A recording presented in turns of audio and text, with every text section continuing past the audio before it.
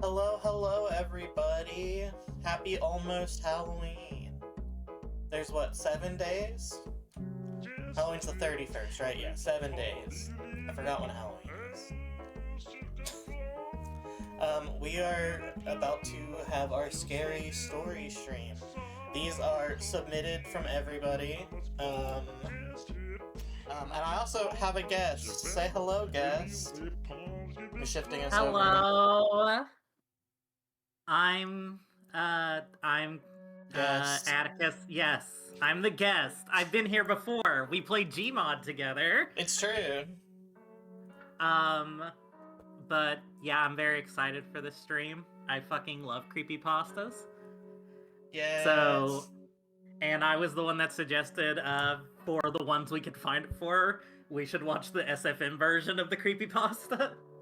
Because they're fucking incredible. If you've never seen SFM creepypastas, just fucking creepypastas go so much harder when the protagonist of it is Scout from TF2. You're actually so right, actually. Also, I'm a bastard. We just started. I realized I left both my water and also my bottle opener in the other room. So I'll be right back again. I'm so sorry. I will be less than a minute. I'm going to, I'll start our first video before I disappear because I've seen this.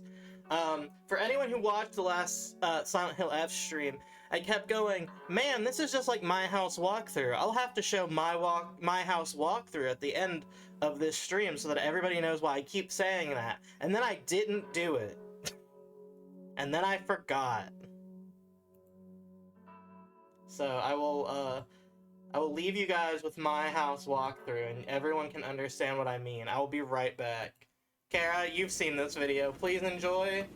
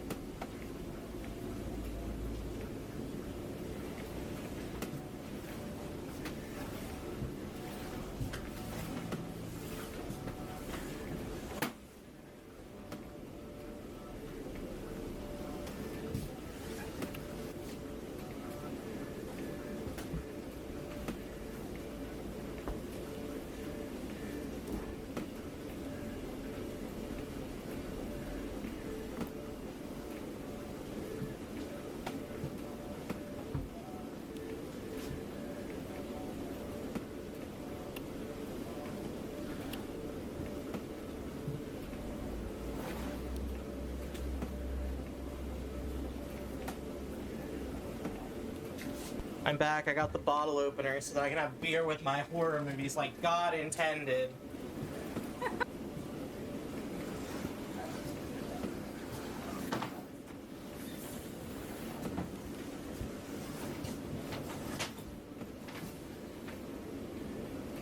I think I've talked about their stuff on here before, but big influence of mine. Also did the original like YouTube 666. Yeah, they're a fucking YouTube legend. Like they've been around since like the first few years of YouTube. He's kind of incredible.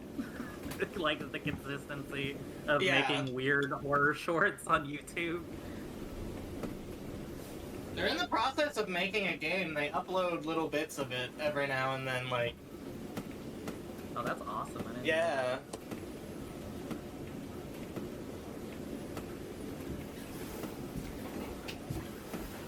This is like the original PT hallway, to be honest, if you think about it. This came out after PT, though. Did it? I don't know. I'm dumb. How long has PT been out for now? Oh, it's so long, like over 10 years. I see. This is 9 years old. Yeah. Yeah, that's PT was like 2014. That's crazy. I believe you, but I am looking it up because I want to know. When was PT released? Not Python. Not what I was asking you, Google.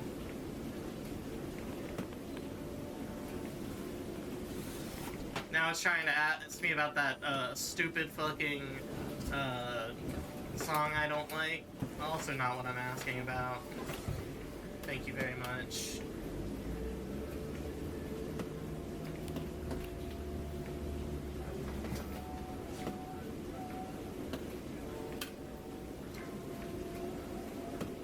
Yeah, August 12th, 2014. Oh, I was so right. Yeah. I remember getting a PS4 like right around when that came out, so I was like in the hype cycle for it. I played it with my friends and we did all the secrets and everything. There's been a resurgence of specifically the Sync Baby audio on TikTok, and I don't really know what that specifically is about, but it does make me laugh, you know? Yeah, for sure.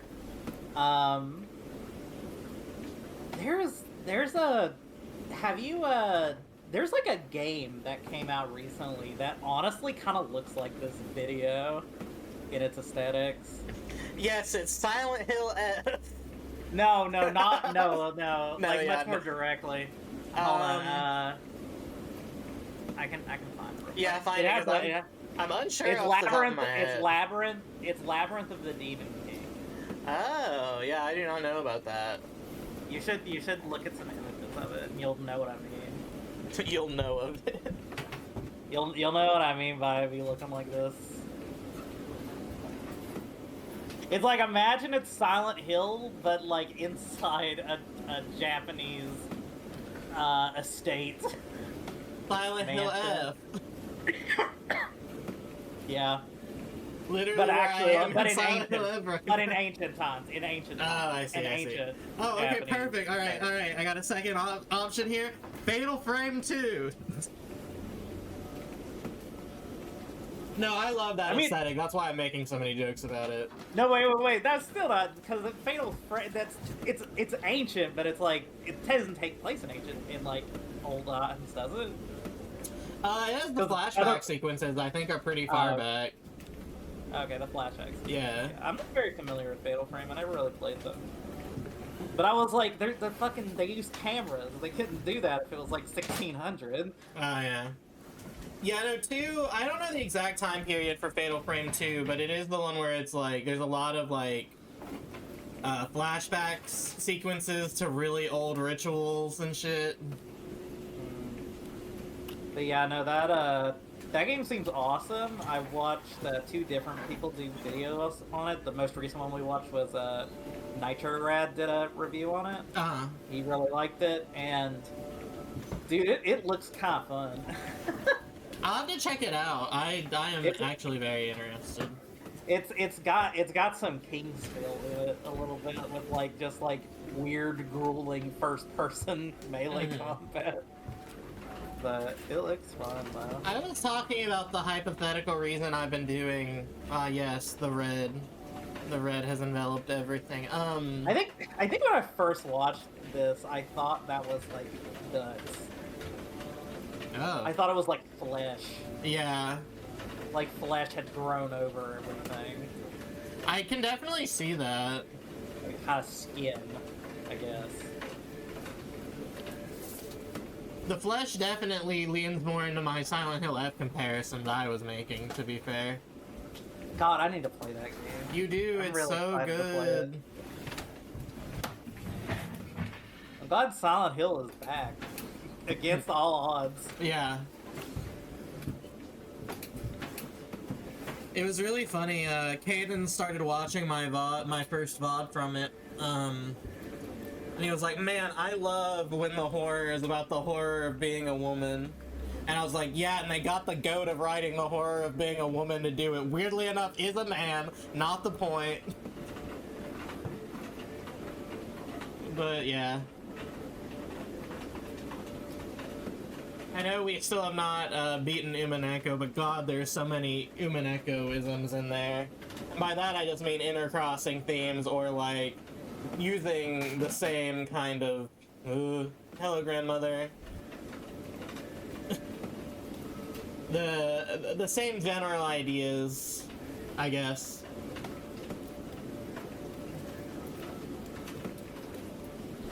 Mini mouse turd.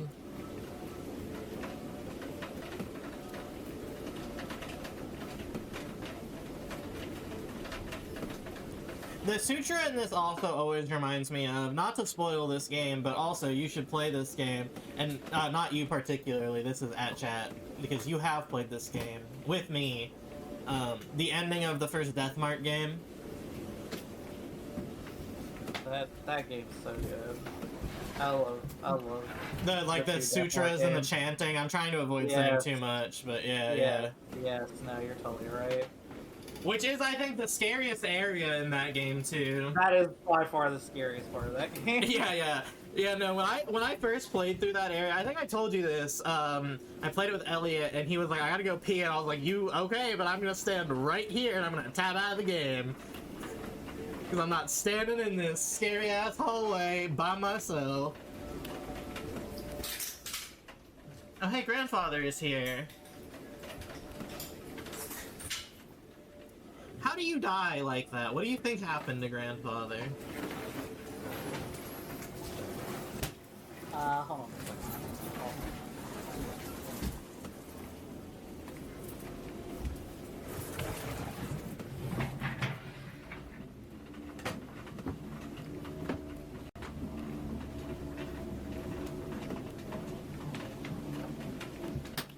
Grandfather is always listening to Sutra from the radio.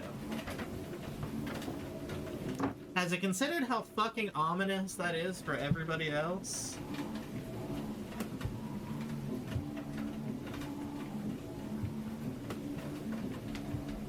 Because the answer is a lot.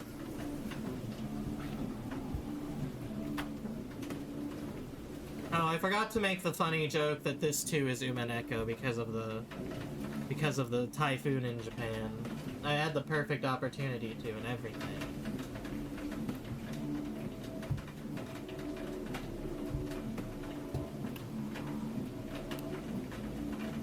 We're not gonna watch it, but if you like this video and are interested in it, there is a making of video on their channel. Okay, I'm back.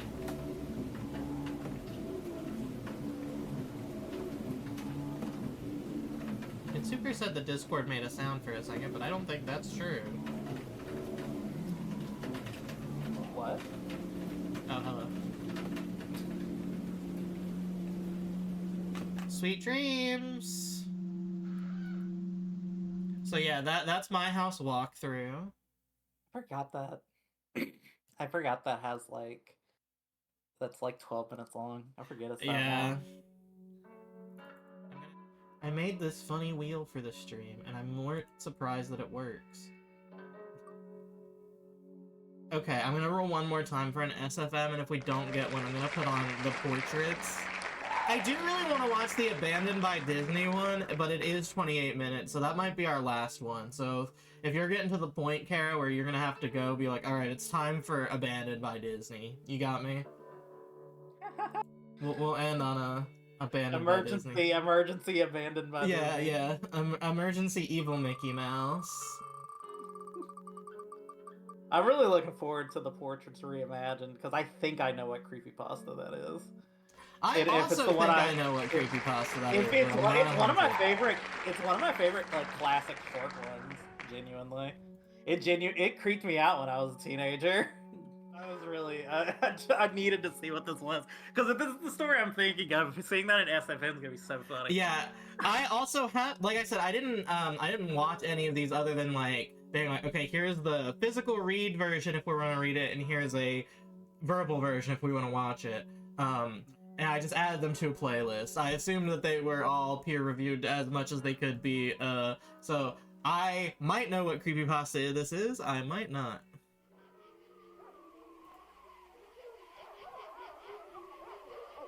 There was a hunter in the woods, who, after a long day of Let me know, chat, how audio is. I'm imagining it should be fine. I did a little testing before stream, but... It was getting dark, and having lost his bearings, he decided to head in one direction, until he was clear of the increasingly oppressive foliage.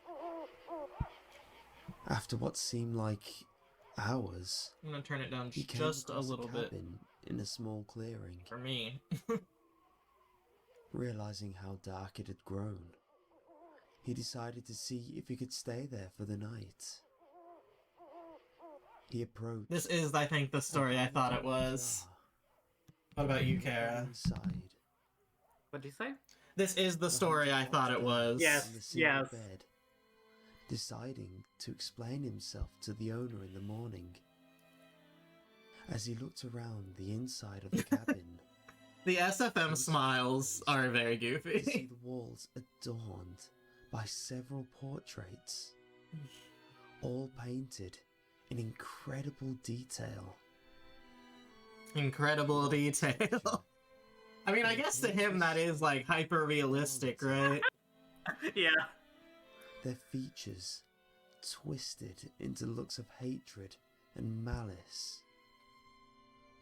Staring back, he grew increasingly uncomfortable, making a concerted effort to ignore the many hateful faces. Just face He the wall. turned to face the wall, Yeah. and exhausted, he fell into a restless sleep. I think I would just climb a tree. I guess that implies that I could climb a tree. The Yeah. hunter awoke. I would just not be in the He woods. turned Yeah, that's the real Blinking. answer. in the unexpected sunlight. Looking up, he discovered that the cabin had no portraits, only windows. Ooh. God, I gotta say, that's fucking SFM butchers that story for one simple reason. Uh-huh. When I originally read that story, the reason it freaked me out is because it's not supernatural at all. It's just that people were watching him when he's asleep. Yeah, When he was sleeping. Weird fucking people just standing there in the windows. Which is like, that's like number one, like fucking terrifying to me. Awful, Is awful, yeah. someone just looking at me in a window and I'm not realizing it. So like, but he made them like zombies. Yeah. If it was just heavy T-posing there, that would have been literally scary. Well, I was gonna say, I think depending on who you ask, Heavy TF2 might be less scary. Yeah, he was really fucked from the start, wasn't he? Yeah, yeah. Okay, now we'll do the wheel for real. What does our wheel say? I'm here, what did I miss? I showed off the My House video that I talked about during last time. Oh hey, look what we landed on, SFM the Portraits. Great news, Wheel, we just watched that. So I'm gonna remove... When I wanted to land on an SFM video, I could not land on one.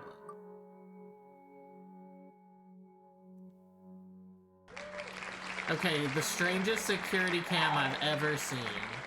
This is another SFM one, but it's not our emergency one, and it's not the one we just watched. So you know what? I'll take it.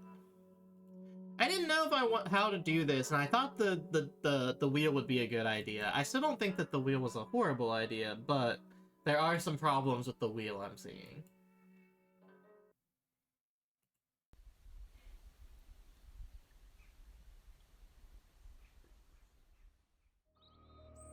Okay, this is... Yeah, hold on, let me plug this channel. This is by Cirky, and this is the strangest security tape I've ever seen, Creepypasta. And it's a narration by Mr. Creepypasta. I'll link this in chat. This is a good one. This is a pretty good one. Like a good creepypasta. I don't know how this SMM version is. Actually, I have seen this SMM version a little bit. I saw clips of it. Pretty easy and it pays all right.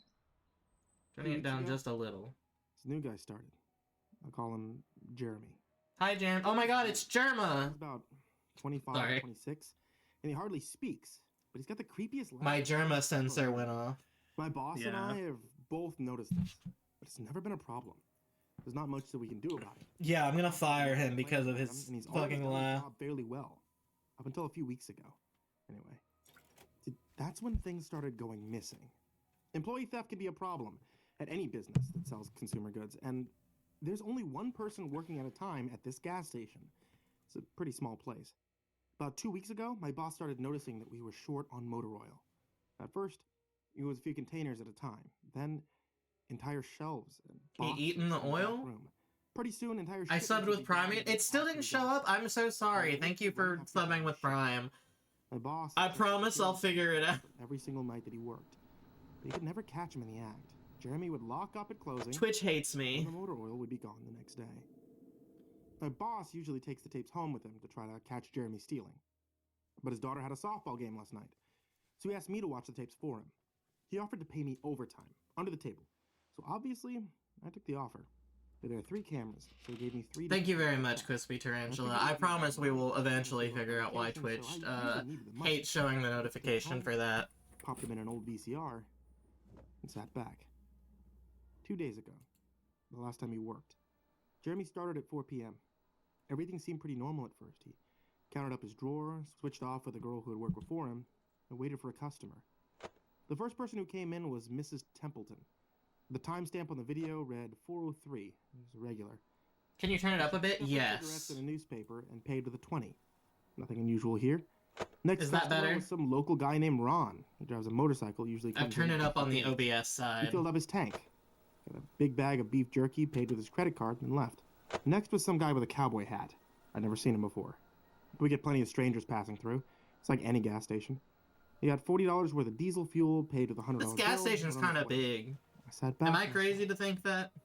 Only thing more boring than doing this job is watching someone else do it. My boss's offer was enough to keep me watching, though. My box's paper. offer a stack Everything of seemed pretty ones. normal. I had a feeling that if Jeremy were stealing motor oil, he knew we were suspicious of him by now. I didn't expect him to be dumb enough to let us catch him on camera. Things stayed boring and routine until about 5 He's o'clock. eating the At motor 5:03, oil. Mrs. Templeton came back in. I actually don't think I've seen this or heard this creepypasta. I've not seen this SMM, I don't As think. before. The same newspaper. She paid with another 20. That's odd, I thought, but then again, she's a little absent-minded. I thought Jeremy should have told her since she already got her smokes, but it's not against the rules to sell somebody the same thing twice. And that's when Ron came in again. Gotta take advantage of Another those tank old of ladies. gas, Yeah. and a Man. motorcycle again. Alzheimer's I checked it patients out can for be a camera real because I thought gold maybe he had another car he wanted to fill up. And the same pack of beef jerky. He paid with his credit card again. No big deal. I figured this was just a weird coincidence. Oh Mrs. no, it's a Templeton was time forgetful. loop. Ron probably owns more than one Harley. And that's when the guy in the cowboy hat came back in. Oh, I felt a chill run down my spine. Don't get Diesel. Don't get Diesel. I found myself whispering to my empty living room. But he did. He got $40 worth of diesel fuel, and he paid with another $100 bill. Every move he made was identical to his first visit, right down to the way that he scratched his nose before he walked out. Either the guy is rich and he owns a lot of trucks and just moved into town, or something really can't wait to bizarre work has happened. overtime to get my $19 kept V-Bucks watching. gift card. Every Yeah, customer service call boy. was the same as before. Every single Gotta get the one. Hatsune Miku skin in I was Fortnite. seriously freaked out, and then at 6:03, Mrs. Templeton walked back in. She bought her cigarettes and newspaper again and paid with the 20 again. I thought I was going to lose it. I only watched another half hour before I started fast-forwarding through the rest. It was all the same. Every customer would come in at the exact same time. At what exactly point 1 do you hour just apart. assume that the oil eater has I know tampered exactly. with the tape? That sneaky Jeremy had messed with Yeah, the tapes. okay. He had run a loop of his first hour of business over and over. That wasn't the case. There are windows around the cash register area that the camera covers, and I watched. I watched the sunlight fade Oh, as you the can time went maybe on. edit Jeremy's that. routine didn't loop over. He swept, I mopped, say really restocked, unsure. and did all his duties exactly how you would expect. But the same customers kept coming in. I was panicked at this point. Something was seriously wrong with what I was seeing, and I had no explanation for it. I skipped ahead, and when he locked up and walked out to his car, he hadn't stolen anything, but I kept watching, just to make sure. I fast-forwarded one last time to about midnight, and at exactly 12:03, out of nowhere, Jeremy's face popped up on camera. Oh, I don't mean he moved his head into view. I mean that 1 second the store was empty, the next second his face was all isn't I that could what see. Skibbity Toilet looks He like? wasn't looking at the camera. He was looking at me. I was sure of it. I screamed and I fumbled for the remote. don't actually but know by the what time I Skibbity grabbed Toilet it, he looks was like. gone. Just as soon as he had left. One frame he was there, next he wasn't. Do we have any Skibbity Toilet My hands were experts? shaking like crazy, but I popped in another tape. The other indoor camera shows the back area, I'm by the too cash old register. for and Skibbity Toilet. I'd be able to see I'm how also he got up too to put his old. face in the camera like that. I Yeah, skipped that's ahead the to 12:03. Skibbity Toilet It was model. not- Thank you, Crispy. I would have been able to see him standing on a chair or something on this tape, but he wasn't there. I didn't see him enter the store. Yeah, main character, don't be scared. That's just Skibbity He Toilet. wasn't really there. I know it's a little too early for that trend, but your kids will love it. No alarms that were triggered that night after he locked up. What I did see, however, was that at 12:03, the motor oil vanished off the shelf. All of it. Same as Jeremy's face. 1 second it was there, the next it wasn't. Because I he turned ate the it. tape off and I went to bed. But I didn't get a wink of sleep. My body was exhausted right now, but my mind was racing. That tape was I mean, is your unbothered. boss The actually gonna creepiest, watch it if you disturbing just say thing he I've stole ever it? seen in my Like, life. are I you worked gonna in PR. check? My boss asked me to bring the tapes back in and let him know what I found. But really, what the hell am I gonna say? Jeremy works the night shift tonight, directly after me. Plan is for my boss to come in just before I leave and confront him with me, and I'm supposed to be the one who caught him stealing. I have no idea what I'm gonna do. I suppose I'll have to show my boss the tapes, but I don't want to watch them with him. I never want to see anything like that again. I can't get the image of Jeremy just smiling directly into the camera out of my mind. It was the creepiest look I've ever seen on another human being's face. Anyway, I try again to get some last-minute sleep before I have to go in and deal with this. I'll let you guys know what happened. Update, 2:49 p.m. Updating from my phone, so apologies in advance for any errors, but my boss just finished watching the last of the tapes. I told him what to expect. You really can't prepare someone for something like that. I mean, he's scared, speechless. I still am too, and Jeremy is due to come in at 4. Got a little over an hour to get our stuff together, but neither of us knows what to say to him. I think you burned down the gas station with him Is he just like a messed up guy inside. who likes to steal motor oil and scare the hell out of people, or is he If I was at this job, I'd fuck with the tapes too, just to fuck with my coworkers because it's I funny. don't think that he could have anything to do Yeah, with that's still like the running. I think he just fucked with the tapes, dude. The way that he popped up in this. And if not, then you burn down the gas station with Jeremy inside. Like he wanted me to see what he could do, like he was showing off or something. The way he smiled into the camera was like a little kid showing you a sandcastle they just built or something. I don't know. Probably sound crazy. I sure feel that part. I gotta talk to my boss some more. We have to calm ourselves down and figure out how to handle this. I'll update again tonight. Oh, hydrate, thank you. I have a really bad feeling about how this is going to play out. Update, 4:33 p.m. There's no sign of Jeremy. I tried calling him, but his phone has been disconnected. We're calling the police. He's moving on to the next town to steal more motor oil. No sign You'll of Jeremy. never catch me, Tried calling him, but His coppers. phone has been disconnected. I'll eat all of the motor oil in the tri-state area. 6:33 p.m. No sign of Jeremy. Tried calling him, but his phone has been disconnected. We're calling the police. Update, 7:33 p.m. No sign of Jeremy. Tried calling him, but his phone has been disconnected. Oh We're calling no, the police. time loop. Update, 8:33. You hate to p.m. see it. No sign of Jeremy. Tried calling him, but his phone has been disconnected. We're calling the police. Update, 10:58 p.m. Oh my god! Oh my god! I just got home. I saw my previous updates. Things make less sense now than ever. Okay, You're telling me, bud. Okay, I went to work. Jeremy never showed up. My boss and I decided to call the police, as you're well aware.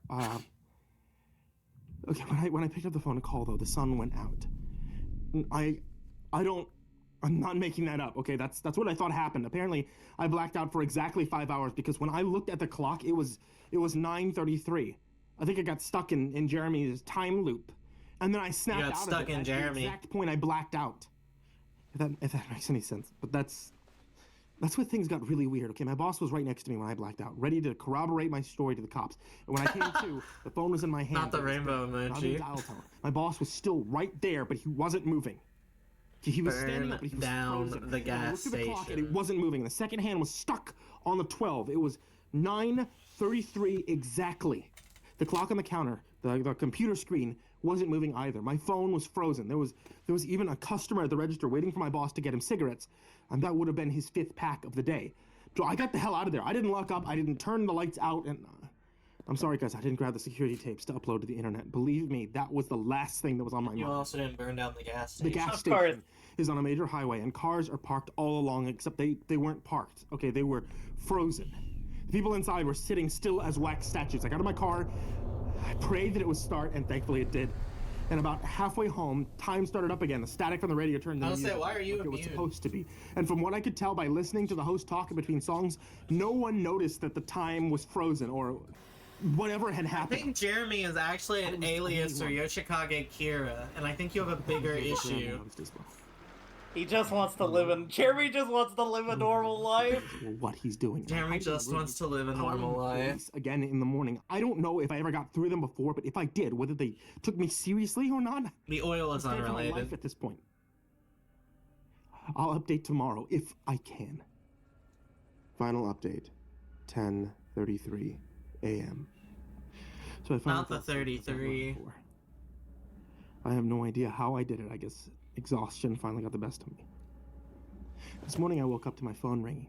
It was my boss. He'd been calling me since about 6. He woke up when time turned back on last night and immediately called the cops. They came by to see what was wrong. He told them everything. The police around here are all small-time guys. They were more concerned with the missing motor oil than anything. My boss figured that he'd take it. You know, as long as he had their attention. They decided to go look for Knocking Jeremy. everything off my desk.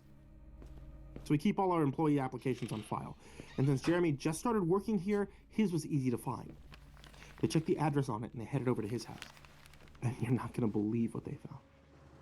No The house. address Jeremy listed on his application was an 20 empty gallons lot. of motor oil. Or at least it is now.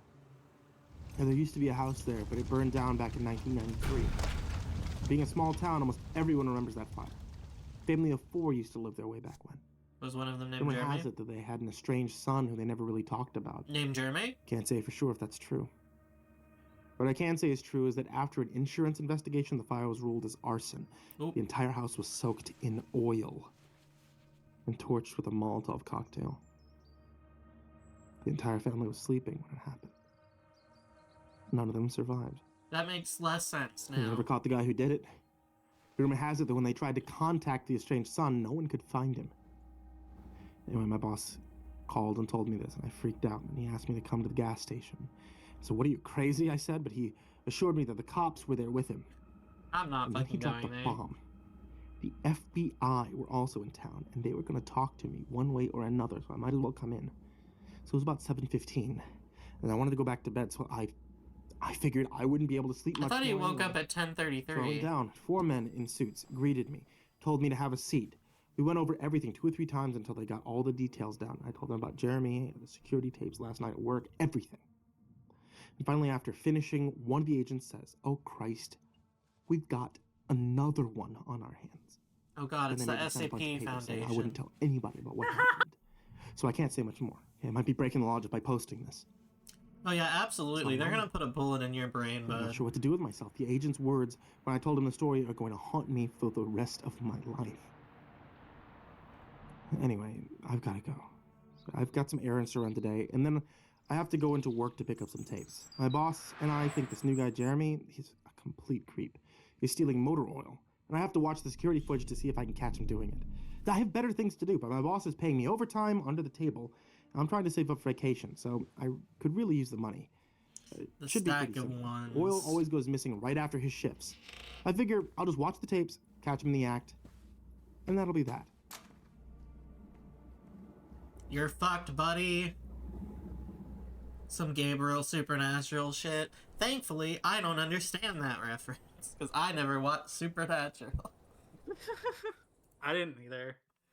I'm free of sin in this one particular instant. I was sadly Reddit and not Tumblr, so I avoided I was this. Tumblr, I just avoided it by being good. That's true. Blessed by God to not watch Supernatural. That's a lie. I've watched a single episode of Supernatural, and I watched it with Megan, and it really wants us to watch the SFM for Abandoned by Disney. Oh, never mind. Don't go to Walmart at 4 a.m. SFM 1 by literally one margin, so. I will say that last one was a lot scarier than the other one, probably because, like you said, the making it zombies, and also probably it not being Sniper TF2. Yeah, it was also like 5 times as long. Yeah, that's fair. It had a lot more room to breathe. Yeah, it had a lot more time to be scary. Oh, I love this one. I This also one's don't know if funny. I don't think I know this one. I used to work as an overnight stalker for Walmart. For those of you who are unaware of what a Walmart is, it's pretty much an oversized convenience store. Selling anything I understand from not clothing to everyone food is from to America, but electronics. if you don't know what a If you are in Walmart is, need of makes me something, laugh. chances are Walmart has it. As many of you are aware of what a stalker is, I suppose I should still explain what it is I did. Basically, whenever you walk into a store and you find yourself mindlessly glancing over all the various items on the shelves, somebody had to put them there. And that somebody was me. It's pretty much cut and dry as far as tasks go. Either you're taking inventory or unloading products from the back. However, for the most part, it's the movement of items from the back housing area to the shelves. Heavy is built to be a stalker, I think. For a lot of the youths in the U.S., The heavy working at objects Walmart unloading is off the generally truck, a first he's good job for that. location for those who don't What wish is to this die in the giant key chaos that he's buying? that is fast food service. As for myself, I ended up with the job after recently getting laid off. The job market was rough at the time, and me needing an immediate source of income, I found few other options. The job itself was fairly simple, and the supervisors were quite lenient on some of the regulations. For example, during my shift, I would be allowed to listen to music on my iPod while I worked. I'd be allowed some moderate breaks. Because if you To be weren't, I would honest, kill as long as my somebody. section got finished and I wasn't late or belligerent, I was pretty much left alone to do my job. I spent the first few weeks acclimating to my new schedule and surroundings. A lot of time was spent Walmart learning that the sells ropes, so to giant speak. keys. Meeting other coworkers, learning what is expected of me, the ins and outs of taking inventory, as well as proper stocking etiquette. Yes, I said stocking etiquette. Such as don't block the aisles, refrain from leaving boxes strewn about. If a customer is attempting to get an item you are blocking, to move your cart out of the way completely. Apart from learning the job, I found the toughest transition to be the hours. No Working the night stealing, shift can no be somewhat reporting, no eating, Having no to wake up when the sun hippies. is setting and coming home when the sun is rising takes some getting used to. I don't think you can say Now, no hippies. it's no I secret think that that's certain individuals discrimination. frequently shop at Walmart. Even though customers come in all shapes and sizes, you do get some strange customers from time to time. From people dressed up in outrageous costumes to customers not dressed up in, well, anything. Hell, in my first week, a rather large gentleman walked up to me wearing nothing but those old school gym shorts. You know, the ones that are far too short for anyone to be Oh, wearing hell legally. yeah. He then demanded I tell him where the office supply department is. Why he's seeking the office supply department at 2 o'clock in the morning wearing gym shorts is beyond me. Got a busy But day that's not what tomorrow. this Big story's about. presentation.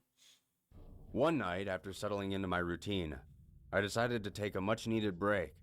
Normally, there is a specific area for employees to take breaks, but me being a smoker, I usually took my breaks out back where the shipment trucks and dumpsters are. It's not the greatest of places, but it's quiet and beggars can't be choosers, am I right? Real. I was standing out there, enjoying the peace and quiet, watching the light from the single street lamp bounce off the green sludge the dumpsters were leaking, when I saw movement out of the corner of my Nice eye. green sludge. From where I was standing, there were two semi-trucks side by side. I thought I saw someone or something duck between the two when I glanced over. I know it's not, but I really can't I know imagine. this goes against every horror movie this ever is made in not the history heavy of smoking anything, and but I joint. I called know out that's to a it. cigarette. Hello? And just like Something in about the movies, image of nothing TF2 responded. heavy smoking and joint My mind by the first thought dumpsters about at a a Walmart homeless is very junkie good to who my was sleeping brain. out back, but didn't want to have the police called on him for loitering. Then my imagination began to shift to a knife-wielding psychopath waiting for me to walk around that corner and slit my throat. Once that thought I think popped you're into my paranoid. head, I quickly noped the hell out and went back inside. I went back to work and put the whole experience out of my mind. I put it out so far that I found myself going I back do really outside like again the for my touch second of the break. sales things being It the was around steam 4 a.m. and I sale was heading into things. the home stretch of my shift. As my hand rested upon the door is when that earlier experience came rushing back to me. After negotiating with myself that my need of nicotine was greater than my need to live, I pushed the door How do open you and smoke stepped in your outside. car? After Even with the walking window outside, down, I if you're instantly afraid noticed of something getting was like wrong. jumped. The lone street lamp from before was off. Go Now, inside. I had taken my breaks later in my shifts before when the sun was beginning to rise and the light outside would be turned off. But it was still pitch black outside. What I should have done was turn right back around and go back inside. But in a moment of tired confusion, Chad, I've lost my bottle I opener. Never mind, I accidentally found my let the bottle door opener. behind me click shut. It was one of those external doors that are always locked from the outside to prevent thefts. Normally, I would just prop it open, but in my stupor, I forgot. Hearing that click, I felt my heart begin to beat faster. I tried to calm myself, rationalizing that it was only a 2-minute walk around the building to the front. So I stood there, in the dark, the only light emanating from the ember of my cigarette. Then I heard something that made the blood drain from my face. Oh, Footsteps, coming from the direction of the trucks. Slowly, I turned to look over in that direction. please don't kill This me, time, Mr. I Truck didn't say Demon. anything. I just stared. I found my eyes trying desperately to adjust to the darkness. After a moment, I could just make out the outline of the nearby truck. I attempted to comfort myself again by thinking it was just the homeless guy. Apart from the smoking, I'm actually in pretty decent shape, so unless the guy was a sumo wrestler, I figured I could handle myself in a fight. Sumo wrestler is such a crazy sports when I body saw it. type to go with. There was a part of the The truck fucking that was Yokozuna's constructed gonna with come rest out of from metal. the fucking bushes. No, hold on. I The gotta dark pause to spot talk about, because, like, stretched. listen, I wouldn't say that I'm in the most shape, but even if I was a guy who was in shape, I feel like if I saw, like, for example, a professional football player, I would be like, yeah, that guy could probably beat my shit. You know what I mean? Easily. Yeah. So he's just like, yeah, I'm kind of in shape. Only a sumo wrestler could beat my ass. Like, brother. Stretched from the ground to near the top of the trailer. The shadow was in the shape of a man. There was a person standing next to the truck, and they were facing me. My fight or flight instinct took over, and I found myself doing something I never thought I would do in that situation. Fleeing? I shouted at whoever Oh. it was. That's not a "You got fight a or a problem, flight. I said, trying to sound tough.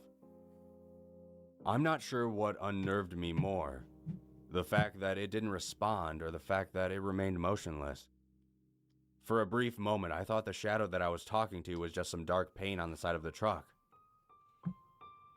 Then it moved. I watched it take a slow step towards me, and in that instant I almost screamed. The sudden movement made me jump back and thud against the door.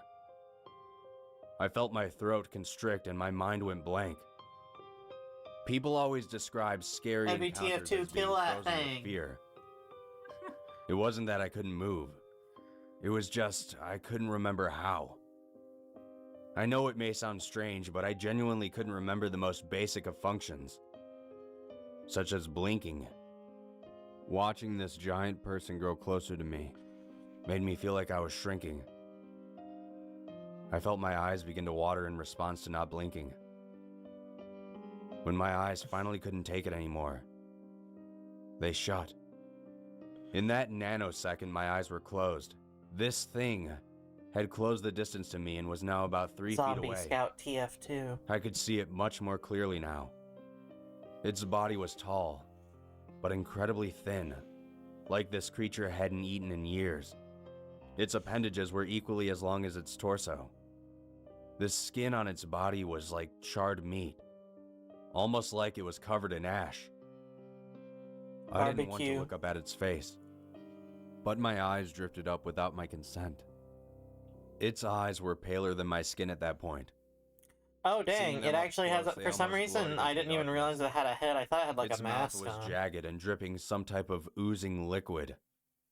What scared me the most was how utterly quiet it was, like it was some sort of hunter stalking its prey. Creature. Even at this distance, if I wasn't already aware of its presence, I probably wouldn't have seen it. Suddenly, it raised its bony arm towards me. It wanted a high The arm was five. almost long enough to reach me from where it stood. Whether it was instincts or watching too many martial arts movies, my brain suddenly came back online. I swatted its arm away and took off as fast as I could to They get just around the wanted a building. high five. The entire time I sprinted around the building, I felt as if its fingers were grasping at the back of my neck. My lungs started to burn. I wanted to throw up. And if that thing touched me, Sorry, I that's a probably would've normal destroyed reaction. my It just pants. made me laugh. Rounding the corner, I crashed into a late-night customer's shopping cart, sending the contents flying. I quickly scrambled to my feet and looked behind me. I was alone. Well, alone with a very angry customer.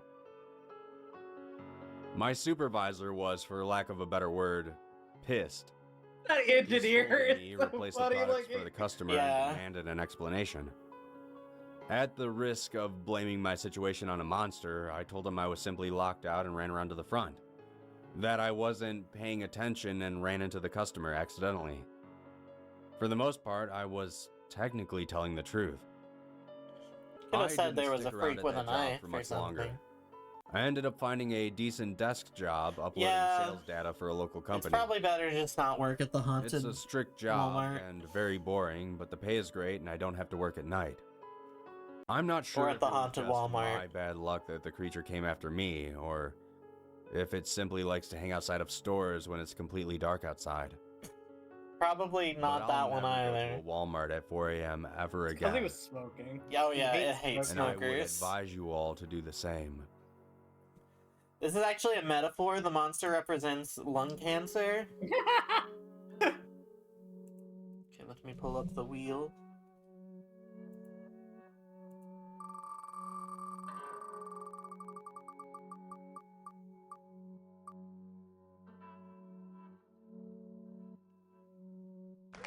Okay, Whispers in the Dark.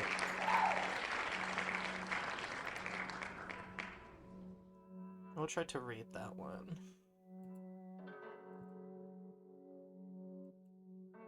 Okay, this is Whispers in the Dark. This was one of the submitted ones.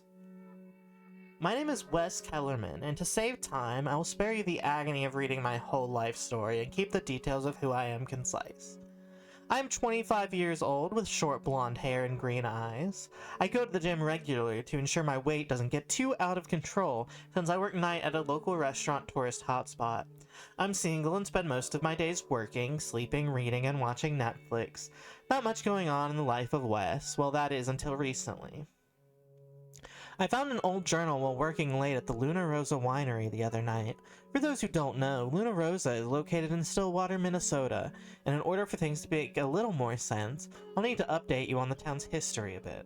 Why does this guy kind of sound like an asshole? Am I crazy? Like, we just started, he kind of got an attitude. I don't know. Why is he talking down to me in his creepypasta? I'm not a history buff, so some details may be slightly off, and I apologize. Stillwater was constructed on a large hillside in 1837, with a small chunk of the downtown area built into a sandstone bluff that housed a network of man-made tunnels dating back to before the 1800s. The Joseph Wolf Brewing Company bought the cave system in 1896, using the tunnels and natural springs in them to store and craft their signature beer. In 1899, 3 brewery workers stumbled upon an unmapped section of the cave. 2 of the workers were buried alive in a cave-in just minutes after the discovery. The one who survived maintained minor injuries, though a few months later was admitted to the hospital's psychiatric ward after going into a never-ending rant about a demon lurking within the depths of the caves. Sounds like the cave is haunted. He disappeared a couple of weeks later. Cave demon got him. Eventually, the cave fell under the ownership. Sorry, what? You gotta be careful with those fucking cave demons. That's what got my friend Ted. Yeah. He disappeared a couple of weeks later. Eventually, the inn came under the ownership of the Luna Rosa winery, and with reports of the cave being haunted, told you cave's haunted, it became a popular touring site for visitors. That leads me back to my job, working at security at the winery. Basically, I patrol the cave after hours, ensuring no one wanders into the cave to spend the night or steal any of the antiques. I've been monitoring the cave for 2 years without a single paranormal incident until yesterday when I found the journal.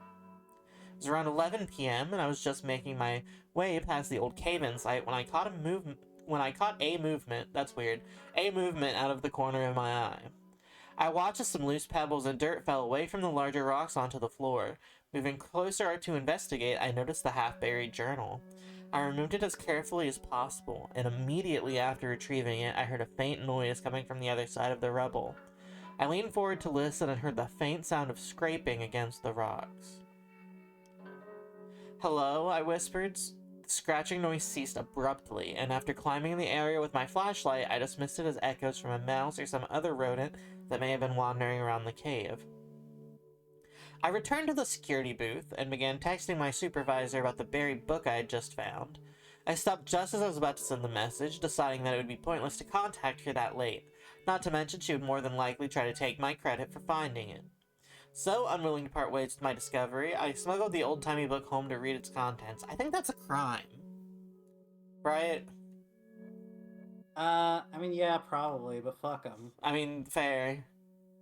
I couldn't believe it at first, but after reading a few of the journal entries, I was able to identify who it had belonged to. Hector, the brewery worker who'd survived the cave-in. Awful sign. How did it get there? I stayed up late that night reading, and I would be lying if I said I wasn't bored out of my mind and slightly disappointed. I'd spent hours reading about some dude's day-to-day life.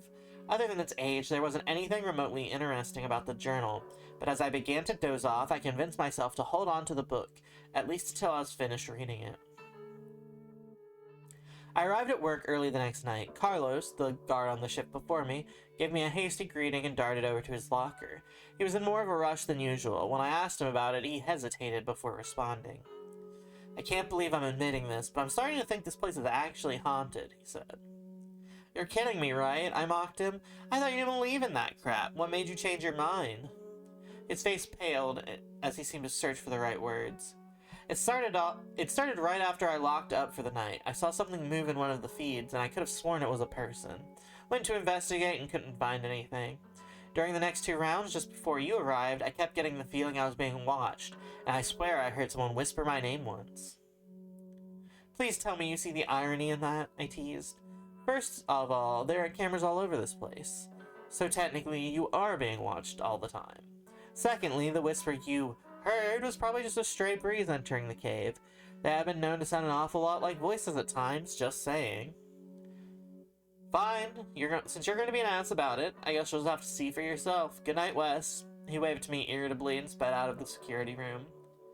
My first walk through the site was uneventful, and after giving all the security feeds a good once-over, I decided to read more from the journal to pass the time between rounds. It continued about the same as it had left off, with him writing about his workdays, his family, and coworkers, etc. But at the end of his entry for June 13th, 1899, 3 days before the cave-in, things finally got interesting. He mentioned he and his 2 co-workers heard scratching coming from behind one of the cavern walls.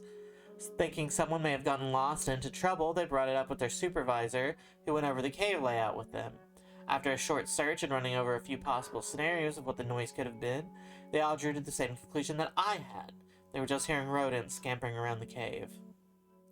I glanced up briefly to check the security monitors, then did a double take before shooting off of my chair to view one of the feeds more closely.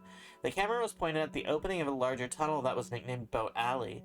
We caught it that because halfway down the tunnel there's an antique rowboat on display from when the caves were flooded many years back. A cold chill slowly crept through my body once I registered what I had seen. Something, or someone, was in that tunnel. I had seen them just before they disappeared completely under the boat. Ooh, awful, awful, awful. I hate that. Bad. I pulled up the security log and left a voice recording, doing my best to remain calm as I spoke. "This is Wes Kellerman, ID 99009. The date is Monday, January 14th, 2016, and the time is 11:23 p.m. I'm documenting a possible break-in in Boat Alley, and I'm on my way to investigate. During the day, the tunnels are lit up like the 4th of July with bulbs and light strips in every nook and cranny so that customers don't get too claustrophobic or trip over the uneven ground. At night, it's a whole different story. In order to save money, only the floor strips are left on and at the dimmest setting possible. It forces us guards on the night shifts to rely on our flashlight for vision. I readied my light and taser, pointed them at the upside-down boat, and stood a good 15 feet away. This is a good, game setup. This kind of fucked up inner cave. People love caves. I ordered the intruder to come out multiple times, and each time I was answered by the whistle of the wind as it crept past me. I cautiously inched closer to the small vessel, and after taking a deep breath, I dropped to the ground to peer underneath. Asshole, I breathed to myself as I read a note from Carlos taped on the underside of the boat. Gotcha, see you at work tomorrow, LOL, Carlos. Just in case Carlos had stuck around to scare me, I took extra precaution as I continued my rounds. I just reached the middle of my walkthrough near the cave-in site when I heard the loud clamor of rocks falling onto the floor behind me. You could not pay me to work this in a cave that had a cave-in, right? Like, am I crazy? Would you do this, Kara?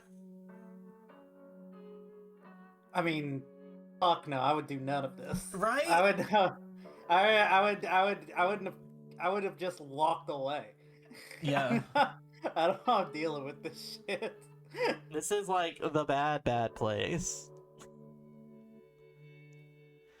I had just reached the middle of my walk through the near cave-in site when I heard the loud clamor of rocks falling onto the floor behind me. I jumped around in surprise, shining my light just in time to see a beach ball-sized boulder, tumble to the ground, breaking off from a considerably sized hole where it was once lodged. I gawked at the opening for a few minutes, allowed the cloud of dirt and dust to clear before observing the surrounding rocks for any structural damage.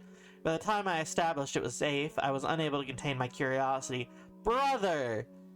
And I peered into the narrow hole. It snaked for a few feet, widening as it went, before opening up into a large chamber. A moment later, I was army crawling through the tunnel entrance and standing at the edge of the large cavern. What I saw was breathtaking, and it's going to be the last thing you ever see because you're going to die in a cave-in. Stalagmites were speckled throughout the chamber, and each one glistened as the beam from my light reflected off the condensation that coated them. I made my way to the center of the room, and after winding around a couple of the pillars, a small pond entered my limited field of vision. After examining the floor of the cavern, I immediately deduced that it must have been left over from when the caves were flooded. I didn't see them at first, but as I looked over the small pond, I noticed that small flakes scattered in small piles around the edges. Carefully approached the tiny pool, trying my best to avoid kicking any loose flakes or sediment into it, and disturbing its mirror-like appearance. Unlike the other chambers, this one lacked the normal clutter of sound produced by the plummeting water droplets and stray breezes finding their way through the cave's hidden orifices. It was completely sealed off from the outside world, and the silence it manufactured was unbelievably peaceful. The fact that I was standing in the tomb of two dead men never really occurred to me up until now. Crazy. Couldn't be me. I've been thinking about it this whole time. I guess I was too caught up in the moment to realize it then. Even now, picturing the unreal stillness of that pond brings about a calmness I never knew existed. After what felt like hours, I reluctantly turned away from the pond to leave and ran right into one of the stalagmites. I swore loudly in surprise as it split under my weight, taking the top half of the structure with me as I fell towards the floor. I braced myself, expecting to have the wind knocked out of me, but to my astonishment, the piece I was still clutching practically disintegrated against my body as it broke my fall. I quickly hopped to my feet and was met by a terrible odor, one so foul that it's difficult to put into words. If I were to describe it, I'd say it's like a mix of spoiled milk, burnt rubber, and cigarette ashes. Needless to say, I threw up as soon as the stench hit my nostrils. I hurriedly covered my nose and mouth with my shirt to mask the smell as I went to investigate the source. If you're squeamish, I suggest you skip this bit because there's no sugarcoating what I saw. The smell, as I'm sure you guessed, was coming from the part of the stalagmite that was still standing. I shined my light at the now knee-high structure, doing my best to keep distance while I studied what was left. The base wasn't thick and round like a normal stalagmite.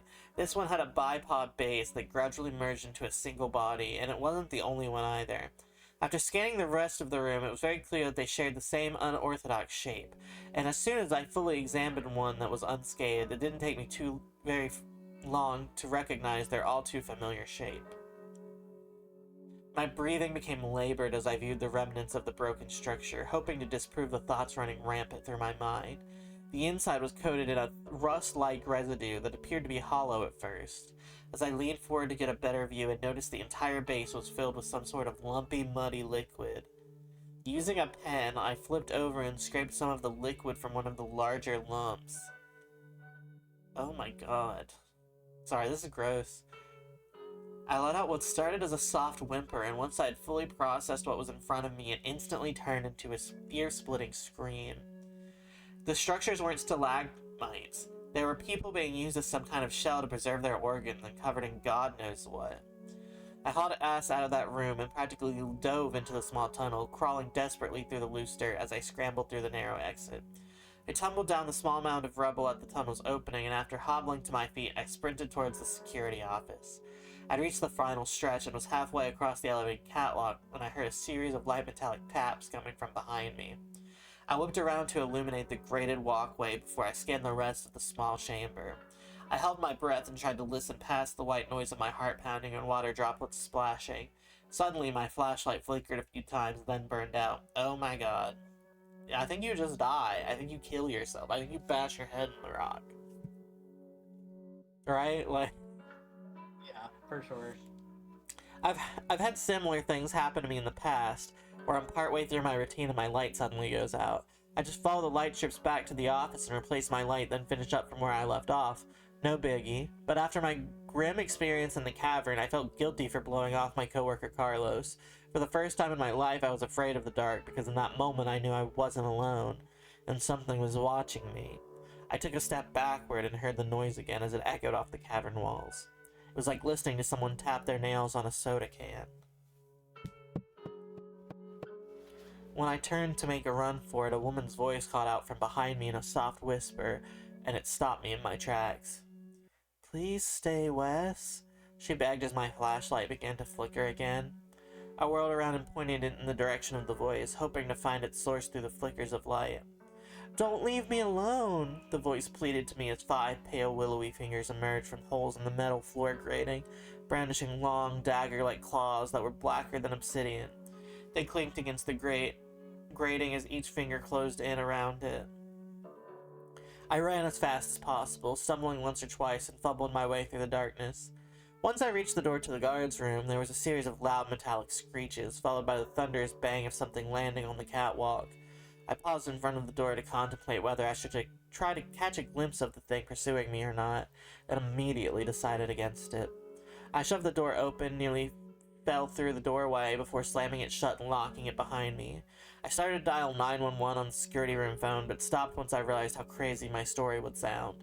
Frustrated, I slammed the phone down onto the receiver and glared intensely at the door I just came through, as a young woman's voice crooned from the other side.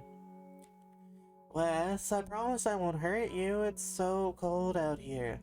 Please let me in. I'm so cold, Wes." It occurred to me at that moment that I should have just left the winery. The door to the lobby was only 10 feet further down the corridor. I was in such a hurry to put a wall between me and that thing lurking underneath the catwalk that leaving the building never even seemed to come to mind.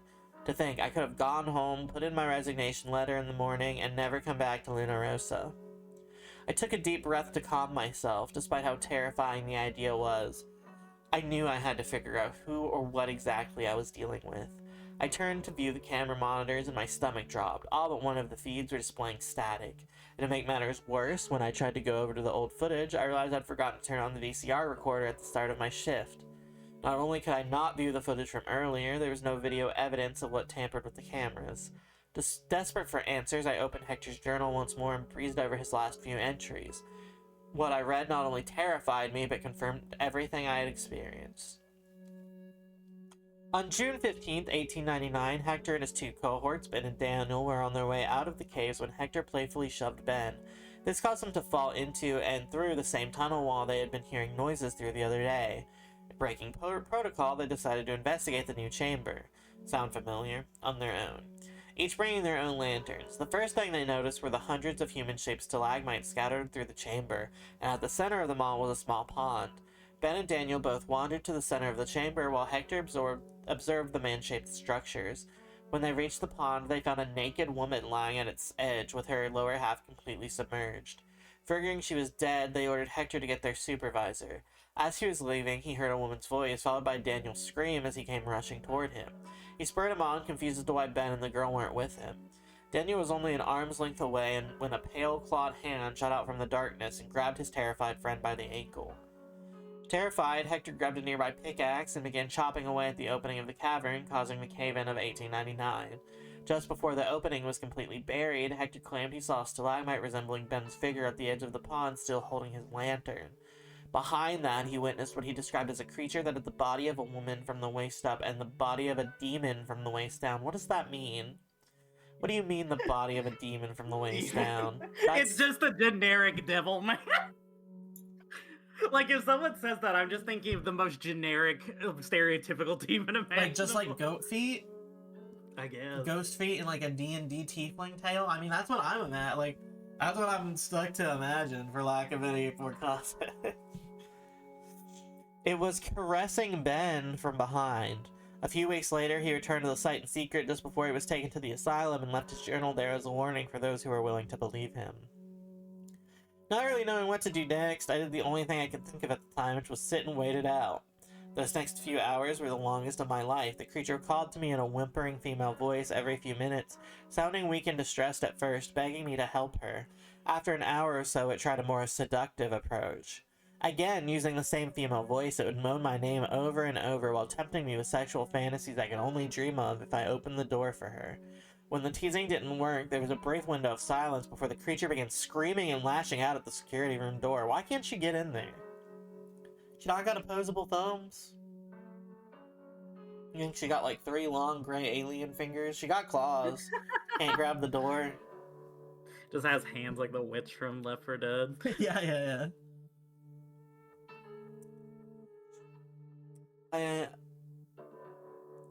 There's a brief window before the creature began screaming and lashing out. I vaguely remember wrapping my uniform top around my head, hoping to muffle she can't open the door with her hoof hands. So true. It's true. How do you expect a goat to open the door? The noises were so horrifyingly loud and painful, at one point I actually contemplated opening the door just to make it stop. Come the fuck on, brother. And then just like that, it was dead silent.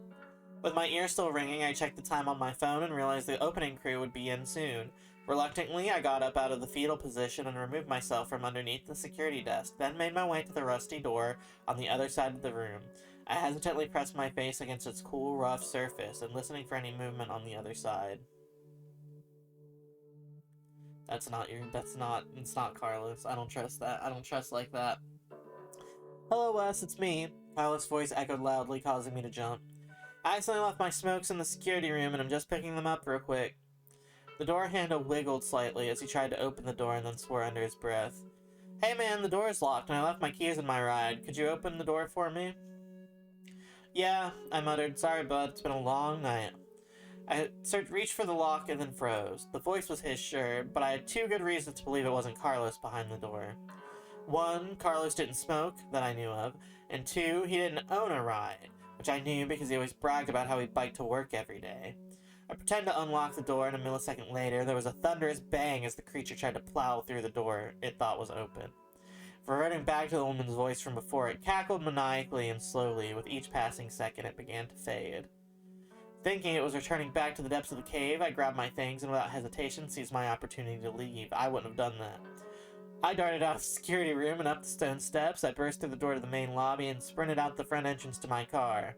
When I got home, the first thing I went for was the pistol I kept in my nightstand before barricading myself in the bedroom.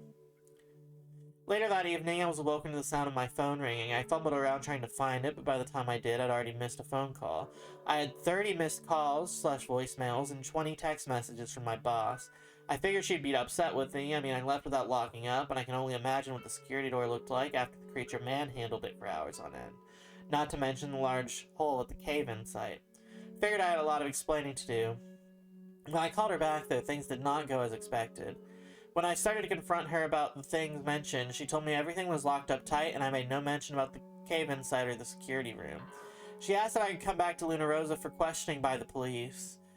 Oh hey, this is just like the story, the time loop story. It's connected. It's in the same universe. Another one. Another one. And that universe is the SCP universe, of course. It took everything I had to muster the strength to do so, but I did as I was asked. When I arrived, I was directed to the security room where the police were waiting for me. I stopped briefly just before I had entered the room to observe the door, and to my horror, there wasn't a single scratch on it. Then as I walked in, I caught a glimpse of the security feed. All of them were working perfectly, and the hole at the cave-in site was no longer there. The police interrogated me for about an hour, with most of the questions centered around Carlos. When was the last time I had seen him, and what was his attitude like, etc. Apparently, Carlos never made it home after his work shift. His wife thought he might have went to the bar afterwards with some friends, but after calling around and finding out none of them had seen him, she made the call to the police. This is where things get even more creepy. Brother, what do you mean more creepy? You were attacked by a demon woman. Security footage showed Carlos leave the security room like normal, then sneak back into the caves while I wasn't looking. He then made his way to the boat alley and crawled underneath the old boat. They played my audio report about the intruder at this point in time. As I was leaving the security room, a couple of rocks fell from the cave-in site, leaving a small tunnel behind, and Carlos left his hiding spot to investigate the noise. The video showed him crawl into the tiny tunnel, and shortly after, it collapsed with him still inside. They apologized for the formalities, but they needed to rule out foul play and offered me their condolences. Once I got the okay to go, I left without saying another word. When I got home, I went straight to my computer and began typing out this message. It's taken me almost a month now to write it because I can still hardly believe what happened. The recording from that night, the one the police had found, shouldn't have even existed, seeing as I'd forgotten to turn on the video recorder. I don't know how, but the creature must have tampered with the footage and somehow repaired the damage it had made to the security room door. That does sound insane. I know it all sounds insane, but it's the truth. At least I think it is. I couldn't have hallucinated the whole thing, could I? If I'm not going completely batshit crazy, that means some paranormal creature is going around kidnapping people, storing them in the cave, and covering it up. Think about it for a second. There are hundreds of people in there. Just how old is that thing? How long has it been hauled up in that cave, waiting to pick off some unfortunate passerby? I have a lot of questions, but I sure as hell am not going to stick around to find answers and be labeled as a whack job or worse, turned into human jerky. Put in my 2-week notice right away and use what was left of my PTO days so that I never have to return to that god-awful place. That doesn't change the fact that my mind still does. Almost every night I can hear her or it calling to me, begging me to return, like some sick siren song, playing over and over in my head.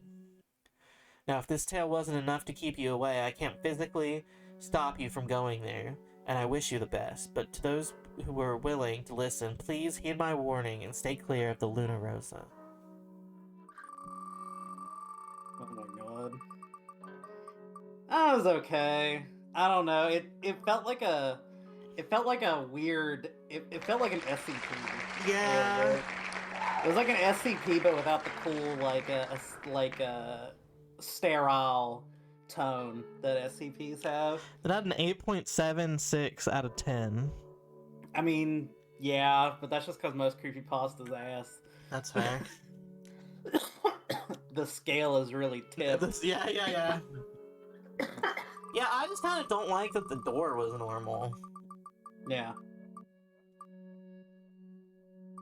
Oh, perfect. Man door, hand hook, car door.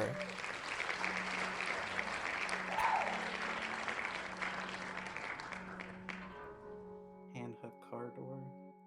Yeah, hand hook, car door. This is a short one too.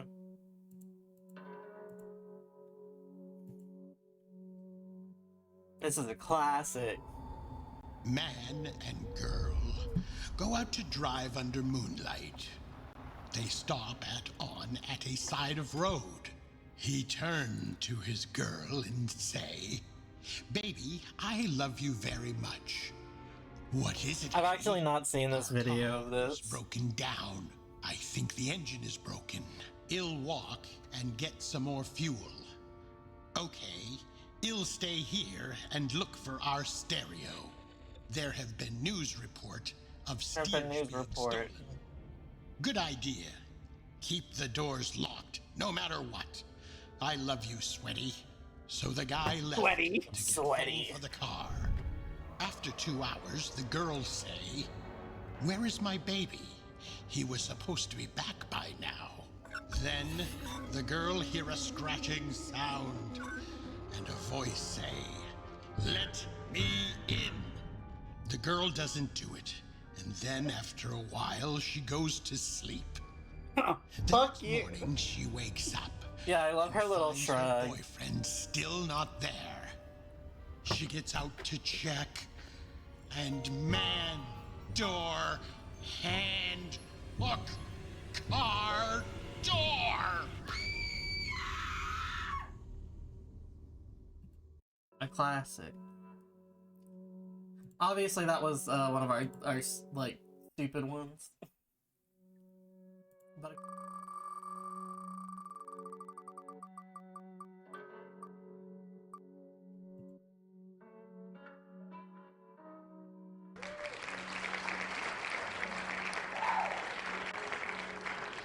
is this the one I just did?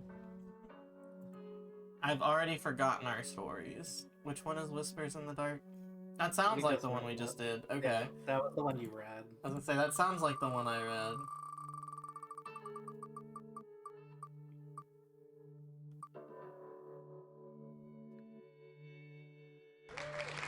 Okay, Scarecrows and Devils. This is the one that's like the one in a compilation I have. How long is this section though? Okay, this is Scarecrows and Devils. Said the boy. Sheriff Burke eyed the skinny 15-year-old sitting in one of two wooden chairs on the other side of his desk. He knew the kid, knew him well enough to notice he was wearing his Sunday best.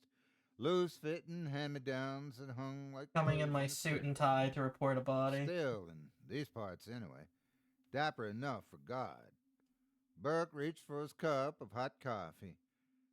What bodies are those, Seth? The boy pulled a Bible from under his arm and set it on the desk. The ones you and Deputy Wayne been looking for. Seth took a quick look around. Where's Deputy? Anyhow.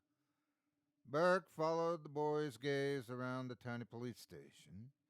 It was a place anyone could take in at a glance. Two small desks in a small dispatch area, decked out in equipment circa 1967, made up the brunt of the station's innards. Toward the rear of the one-room station was a long window, hidden beneath worn drapes the color of dried blood, and two iron-barred holding cells. An orange discoloration peppered the bars and locks. Locks so old, I think that's called I wasn't rust. sure if they worked. Not that Orange discolorization on quiet, bars. mostly forgotten place, like Thankful, Alabama. I usually hold down the Ford Solo on Sundays, catch up on paperwork and all. Now go on, Bark said. This guy's suddenly accent his is doing chair something to beginning me. Strain. What is you talking about? His name's Otis? The boy glanced down at his hand and said, Yeah. Evans Parker That's and hype. that teacher, Miss Conroy. Burke leaned forward a bit, caressing his cup. I don't know what you've heard, Seth, but them are just missing persons. The boy looked up at Burke. Don't play games, Sheriff. What I'm talking about is just between you and me. Seth slapped his hand on the Bible. God. Burke did his best to show no reaction, but he looked at the thick book. The Holy Doctrine looked older than he and the boy put together. Flecks of aged paper splintered off his Seth. Not the ancient Bible. You can't be swearing on the ancient Bible. The boy slid his hands off the Bible and into his lap. You don't call the state police or them government folks for no missing persons. God is my shepherd. I know you don't. Burke rotated the handle on his cup around to his other hand. How old is this ominous child? Above the rim. You got something to get off your chest. Get out with it. The boy leaned This in. ominous religious Burke suit wearing felt his eyes child. had suddenly turned the color of night beetles, the kind that swarmed around the porch light in the summer. There was blood, wasn't there? Seth said. All over Evan Parker's garage and Miss Conray's kitchen.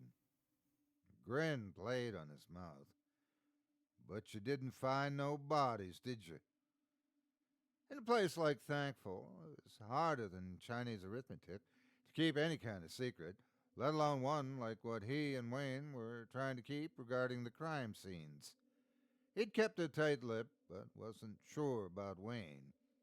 The sheriff had bumped into his deputy more than once at Miller's Tavern. I do appreciate that the subtitles keep mistranslating accented sheriff as Shaft. It's really doing something to the scary story for me. Blood at both scenes, in pools on the floor and in Jackson Pollock's splatters on the wall, would have made one terrific barroom story.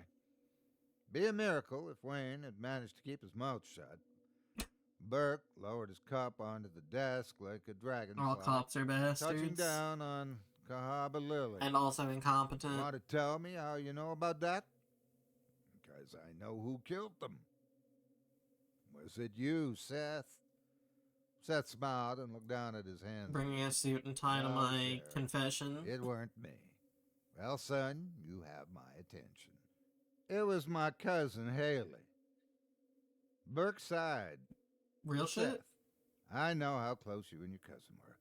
I'm sure her death hit you pretty hard. Oh, never mind. She's And dead. when we find the son of a bitch that run her down like a dog in the street, I personally hold that bastard so you and your kin can get some justice. But till that day comes, Seth, you gotta get on. The boy sniffled, but his eyes remained dry. I loved her like a sister. If it weren't blood, we might have... I don't know. Seth looked up, his eyes glassy. We're just gonna. Fact glance is, over I that. always knew she was special. Just didn't know how much till she called me one night. What night? The night that teacher, Miss Conroy, disappeared. Burke sat back deep into his chair and folded his arms across his chest. See, she was in an awful panic, Seth said. Needed my help real bad, but wouldn't say what for. She told me to come over to Miss Conroy's. Go round back, she says. Don't let anybody see you. I'm actually so curious That's about what this she said. story. What happened? This was a good submission, whoever Goes submitted round, this. She's at the back door holding open the screen. In the moonlight, I could see her hands were covered with something dark and dripping. Her overalls and cheeks were smeared with it, too. I wasn't but 2 steps up that porch before I could smell the blood. Awful powerful. The boy paused, and Burke wondered if it was for effect or whether he was actually reliving the moment. Seth, why was Haley covered in blood? Why do you think? That's what I was Seth about to say. dipped his Thank you, head Seth. forward. A strand of greasy black hair fell across his forehead, making his face look more sinister than his age normally allowed. Because she had just slit that sow from chin to birthing hole. That's why. I walked into that kitchen and got Birthing sick hole to is myself. crazy. Oh, I swear to God. I think I'll... If I hadn't slipped on a heap of That's a gillies, crazy way to phrase that, dude. the fall under my ass left me staring up at Haley and that big knife she was caressing like it was the baby Jesus. That sight kind of helped me focus, and I forgot all about being nauseous. Merck studied the young man. Excuse me. Seth brushed the strand of hair back. I think right then I was going to scream, or maybe I did. Don't know for sure. But she shushed If me you and like said, Otis Jerry's work, Sure. there's 16 seasons of scary Sat stories there told in the dark proud on of that teacher's Spotify. inside, I will and absolutely walked check those over her out. Body. It was face to the floor, and she stepped over it. Your Then famous hunkered love of down old on the men. big Yeah. dead one's back. Heart emoji. We love old men here. Her head up by the hair, and run the blade hard across the forehead, fast like. Then she yanked that teacher's scalp clean off. Why though? Saying, "What the hell, Haley?" Or some such thing. She just shook her head and pointed with the knife down at the woman's skull. "Do you see him?" she said. "I didn't at first, but then I did." "See what?" Burke said. Ugh, "Horns." finished my drink. Seth answered. "Tiny little horns, but an inch high, maybe 2. Oh, coming you got right out horns of in her your skull. brain? That's crazy. Must have been sticking out through the top of her head, but with all that hair, who would know? Haley let the head fall and hit the wooden floorboard with a smack that sent blood into my eyes. By the time I wiped it away, Haley had yanked the woman's pants down, showing me the teacher's backside. She'd cut the undergarment down the middle and She have a encouraged me tail? to come closer. She got a tail? French was worse than the one that hit me when I walked in. Mrs. Conroy sort of let go with everything, you know. I get it, Burke nodded. Go on. Jeez, Haley just stuck her hand in there and pushed it all aside. I know I Gross. gagged hard then. When I come up, Haley was pulling something out. It was attached just above the woman's bottom, about a roll of quarters thick and nearly 2 foot long. What Tail. was it? Tail. Tail. Grave. It was a tail. Must have been tucked down deep. hidden in her backside. Burke smirked, and a slight chuckle escaped his lips. Seth held up his right hand like a Boy Scout. God is my witness, I swear it, Sheriff. It was a tail. The tip was shaped like a big Indian arrowhead. Seth brought his Oh my hand god, it's the forward, D&D his voice demon bottom half we were just talking about. that teacher. She'd been schooling 30 They're all connected. and nobody knew except my cousin. These tieflings need to stop Nobody getting ever around. suspected that Yeah. you were a devil. A real, from the depths of hell, devil. Seth sat back, closed his thin lips firmly, and to Burke they looked like someone had laid a nightcrawler across the boy's face, both ends wiggling up the sides of his cheeks. A devil. Burke shook his head. Son, have you gone crazy? No, sir. But there are times I wish I had. You see, Haley told me the whole thing right there in that kitchen. She'd turned into a slaughterhouse. There are devils all around us, sent up from hell, not doing anything wrong, just waiting. For what, Seth? Yeah, they weren't Waiting doing for anything. what? Seth's eyes narrowed. The final battle. The one between God and the serpent. Hell sending up its soldiers in preparation, getting them. I would personally be a little before pissed if I'm a last demon minding my business. Burke shook his head. Seth. Haley And had some the random sight. girl The gift kills from me. God, she could see him. She says that we're like having X-ray vision, and she knew what God needed her to do. The sheriff took a deep breath. So if she got this gift from God, what did she need you for? Everyone in this story speaks Seth like smiled. Carrie Ann Camera from I Long remember how Legs. big that Conrad woman was. Near 300 pounds, if she an ounce. Haley couldn't move her by herself. Now that Evan Parker's fellow, hell, he was only 140, soaking wet. And she said she took care of him, no problem. But Miss Conroy, well, she hadn't think to Big. So he helped her move the body. Sure enough, like I said, Sheriff, I loved her like a sister, and I love God too. So when you think on it, what choice did I have? True. Burke's brow furrowed. You had a dozen choices, you little shit. Call me for one. Where'd you move the body? Seth hung his head. Was it shame on the kid's face, or simply the expression one wears when remembering how messy moving around a gutted 300-pound corpse could be? You know where Thankful Church Road bends out by Jim Halsey's place? Yeah. Ever since Mrs. Halsey died, God rest her soul, Jim sort of let her big old garden overgrow. It's just weeds now. You just tossed the body in there? Scarecrow they made some 10 years ago still there.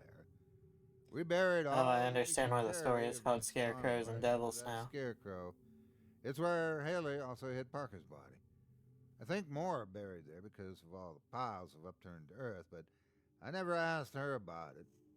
Seth turned his face. It's a small town. How many motherfuckers is she killing? I didn't really get the chance to ask her. Not really. Has like Run half the down. population of the small town been wiped out mysteriously in bodiless accidents? If what you saying is true, you're in a world of trouble, son. Seth wiped away a tear. How do you figure, Sheriff? Well, for starters, Sheriff. how about 2 counts of aiding and abetting after the fact and 1 count of accessory to murder? Sheriff, you ain't been listening. There were no murders. They It murders if it's a demon. Insert the gif of that guy tapping his forehead. Sir. Seth, I hope to God that on some level you know how much horseshit you spewing. Damn, son. Ain't no devils in the Thankful. That you know Or his of. eyes. Not anymore, actually. That Burks. Yeah, because my cousin Haley killed them all. Hell, I believe you believe it. Burke, sad as still full cup on And you know, that's like halfway there to an insanity defense, believing that you believe it. I don't think you understand, Sheriff Burke. I'm on Seth's side. All this to say. I didn't come here to make a confession.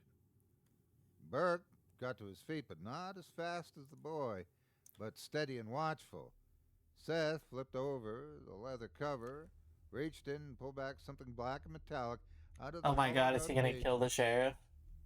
The kid aimed the old revolver at Burke's chest. Oh my god. The came here to kill me a devil. Burke looked back and forth from the Bible's pages, hollowed out in the shape Oh of my a God. gun, to the black short barrel pointed at his chest. It was a small revolver, the kind most hunters carried for that final shot, when the one that brought the animal down had failed to kill. Oh, Christ, son, what the... You see, when Haley died, it were passed to me, the gift. I gots the sight now, and I can see those horns under your scalp. Seth pointed to Burke's head with the revolver, then slowly down to his groin. Burke's mouth went dry, and his testicles retracted. Your tail Fair. as long as that, Miss Conway's. But I can seize it all the same. You're trying to hide it by wrapping it around your thigh, but it won't work against someone who's got the sight. Seth, you crazy.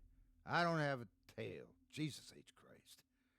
Burke still had his hand near his cup, and he slowly looped 2 fingers inside the handle. I'll drop my pants right now and show you if you want. Just don't do anything stupid. Oh my God. Sorry, Sheriff, I know my duty. And you're one devil that won't be around for the final battle. Seth pulled the hammer back and made a rusty click. Now hold on. As quick as a gator snatches a meal from the water's edge, Burke scooped up the coffee mug and thrust the scalding hot liquid into Seth's face. Jesus Christ. The boy screamed, tottered. Burke was quick. He leaned over the desk and clamped his beefy hand around the back of Beefy Seth's neck hand. and slammed his face into the desk. Blood inked the desk blotter. He let the boy's unconscious body fall back into the chair. Crazy son of a bitch, Burke said, wiping his forehead. He could tell by the cracking sound when the face hit the desk that he'd broken the boy's nose, and by the way one of his cheeks sagged. Burke figured that wasn't all that was broke. He moved around to where Seth God was damn. sitting. Bending down, he picked up the boy in his arms, carried him to the back of the station. Pushing open one of the iron gates with his foot, he moved into a holding cell. With all the gentleness he could muster for a boy who just thrust a gun in his face, Burke lay Seth on a canvas cot. He returned to his desk and stared at the revolver. The trigger guard was dripping coffee, the hammer was still cocked, a haunting reminder of how close he'd come to meeting his maker. Crazy son of a bitch. He used a pencil to lift the gun by the trigger guard. He returned the handgun to its hollowed-out spot in the Bible. Flipping the pencil round, he used the rubber... Do you think you know if you're a demon? Leather-bound cover.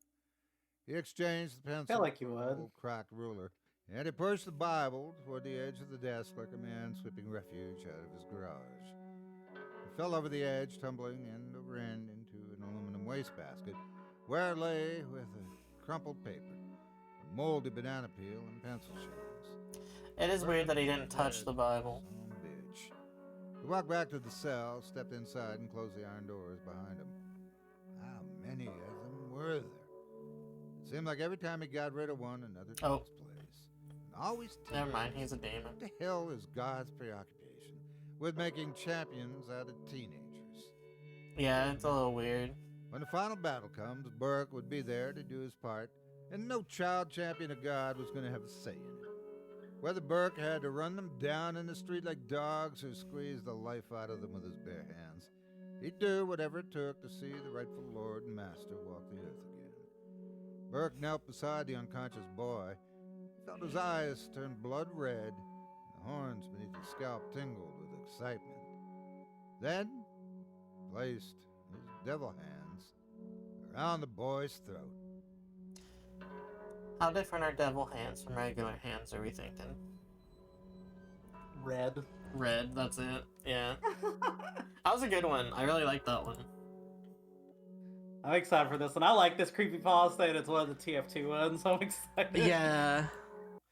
I've not seen the SFM. I have of course heard classic creepypasta abandoned by Disney. But I have not seen this. So everyone, this will be our final one tonight. I've heard that Disney Corporation is responsible for at least one real live ghost town. Yeah. Disney built the Treasure Island resort in Baker's Bay in the Bahamas. It didn't start as a ghost town. Disney's cruise ships would actually stop at the resort, leave tourists there to relax in luxury. I mean, this is a fact. Look it up. Disney blew $30 million on the place. Yeah, $30 million. It's very funny to me that he's doing the research. Then they abandoned it. Disney blamed the shallow waters, too shallow for their ships to safely operate, and there was even blame cast on the workers, saying that since they were from the Bahamas, they were too lazy to work a regular schedule. And that's where the factual nature of the story ends. Yeah, it wasn't because of sand and... Yeah, that's where the obviously it was factual because part foreigners are ends. lazy. Even though, I guess, both are convincing excuses. No, I sincerely doubt those reasons were legitimate. Why don't I buy the official story? Sorry, I was laughing at the weird justification of racism there for a Near second. the beachside city of Emerald Isle in North Carolina, Disney began construction of Mowgli. Oh, I love this Palace fake in the late website. 1990s. Well, the concept was a jungle-themed resort with a large... This is really doing it for me, palace actually. in the center of the whole thing. If you're unfamiliar with the character of Mowgli... I should then turn you this might in for better my remember the my story, school The Jungle stuff. Book. If you haven't seen it anywhere else, then you know it as the Disney cartoon from decades past. Mowgli... I don't know if I've abandoned ever child fully watched The Jungle in the Book. jungle, essentially raised by animals and simultaneously threatened / pursued by other animals, etc., etc. But Mowgli's palace... All I know is the was a song The controversial Bare undertaking from the Necessities. start. Disney bought up a ton of high-priced land from the project, and there was actually a scandal surrounding some of the purchases. The local government claimed eminent domain on people's homes. They turned around, sold the properties to Disney. At one point, a home that had just been constructed was immediately condemned with little to no explanation. And the land grabbed up by the government was supposedly for some fictional highway project. Knowing full well what was going on, people started calling it Mickey Mouse Highway. Then there was the concept art. A group of stuffed shirts from Disney Co. actually held a city meeting. They intended to sell everyone on how I didn't think lucrative about how project was going the to be for everyone. exposition When would they showed work the in this concept one art, with the this animation. gigantic Indian This is palace really tickling surrounded me. by jungle. Staffed with men and women in loincloths and tribal gear. Well, suffice to say, everyone flipped their shit. We're talking about a large Indian palace, jungle, and loincloths, not only in the center of a relatively wealthy area, but also a somewhat xenophobic area of the southern U.S. It was a questionable mix at that point in history. One member of the crowd tried to storm the stage, but he was quickly subdued by security after he managed to break one of the presentation boards over his knee. Disney took that community and essentially broke it over its knee as well. The houses were razed, the land was cleared, there wasn't a damn thing anyone could do or say about it. Local TV and newspapers were against the resort at the beginning, but some insane connection between Disney Media's holding and the local venues came into play, and their opinions turned on a dime.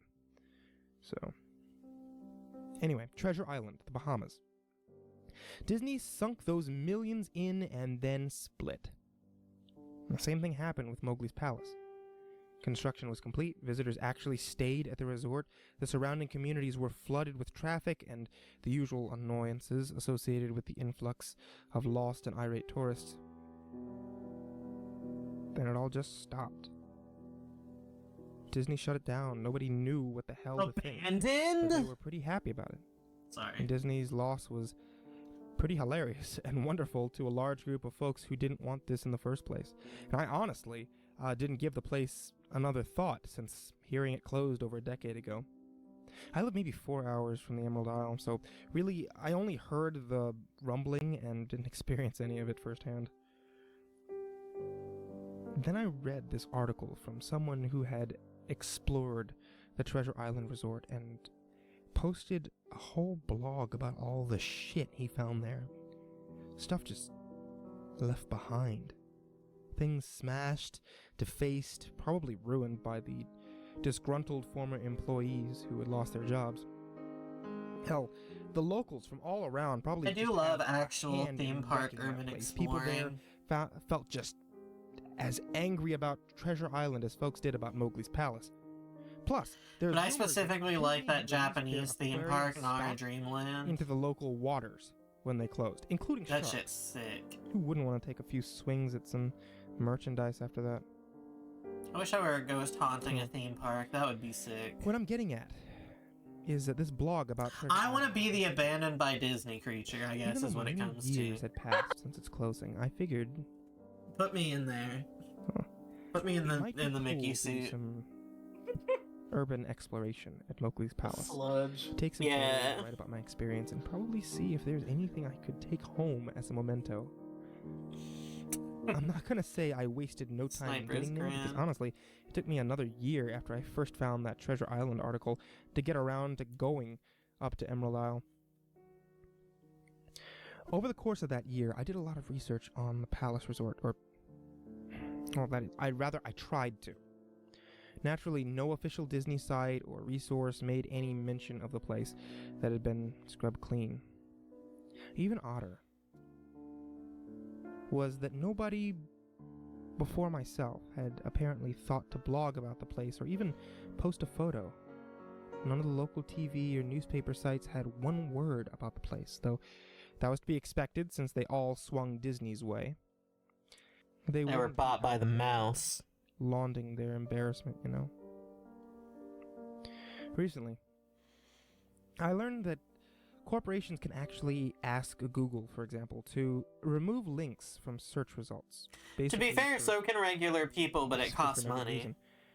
Looking back, it's probably not that nobody's spoken. Sorry, I know of that's not the resort, but point. Rather, their words were made inaccessible. So in the end, I could barely find the place. All I had to go on was an old as hell map that I had received in the mail back in the 90s. It was a promotional item sent The out fact to that he people still who had has that is recently been to crazy. Disney World, and I guess since I had been there in the late 80s, that was recent.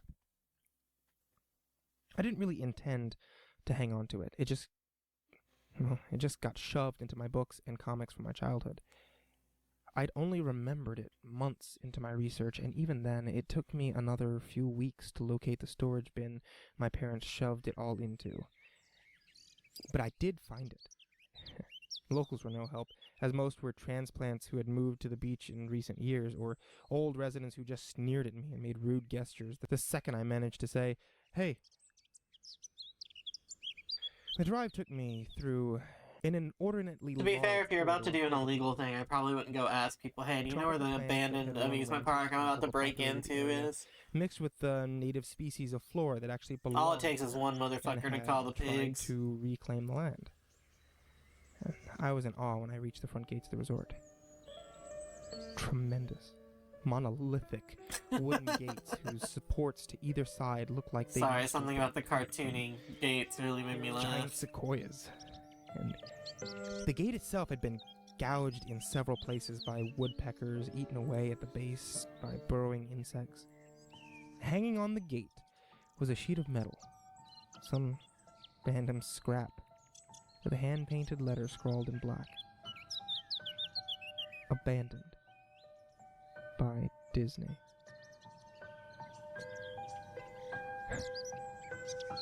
Clearly, the handiwork of some local or I should watch the employee Steamboat who Willie makes horror small movie at some versions. point this month. Yeah, you should. The gates were open enough to walk through, but not dry. Tell me how ass it is. Yeah, I She got me a will. digital camera, Oh, don't worry, you'll be hearing. whose flip side showed a layout of the resort. I set off on foot. I watched The One inner Myth grounds Call of the 2 days place were ago, just the as American overgrown version. as the entryway. It is bad. Palm They were trees right. stood unattended, and And by they, I mean wildly everybody. piles of their own coconuts. Banana plants simply stood in their own stinking, bug-ridden refuse. There was I this love the sort of giant clash bear. between order and chaos. As carefully planted rows of perennial flowers mixed with obnoxious tall weeds and stinking blackened mushrooms. All that remained of any outdoor structures were broken, rotted wood and various charred bits of unidentifiable material. My friend is That was obsessed with the most Winnie the likely Pooh an horror information movie. booth and I've outdoor also bar heard with about how separate ass piles of that food is. debris. I also should watch Chopped that, up but by maybe not. past I don't think I can watch all of them because they also have the Rabbit Popeye Hole. one. I mean, realistically, I Most could. I interesting still have thing on enough the time ground until was Halloween. the It's just I don't know if statue of spiritually I can. the friendly bear from the Jungle Book, which stood in a sort of Yeah, courtyard. that's him. That's the in bear front from of the main Jungle Book, building. alright. He was frozen in a jovial wave towards no one, staring into empty space with a silly, toothy grin.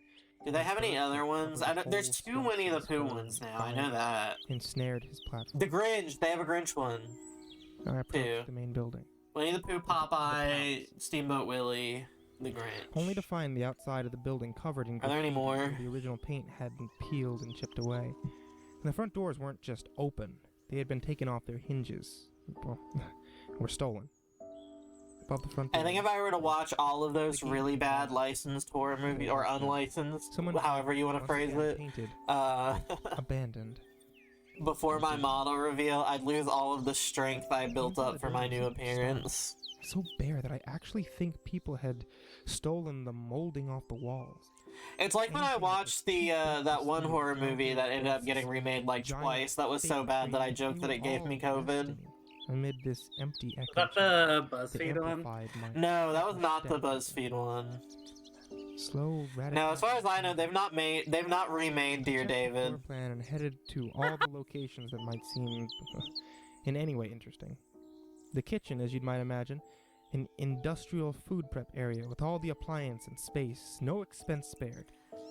Every glass structure was broken, every door knocked off its hinges, every metal surface kicked and dented. The entire place smelled like very old piss. Well, you know what that smells like. Not even remotely cool now. Had rot. Well, I know why Sniper TF2 knows what that smells like, but... Empty shelf space. Hooks hung from the ceiling, probably for hanging cuts of meat. And as I stood inside for a moment, I noticed there was... It's for the killer. The Dead by Daylight killer.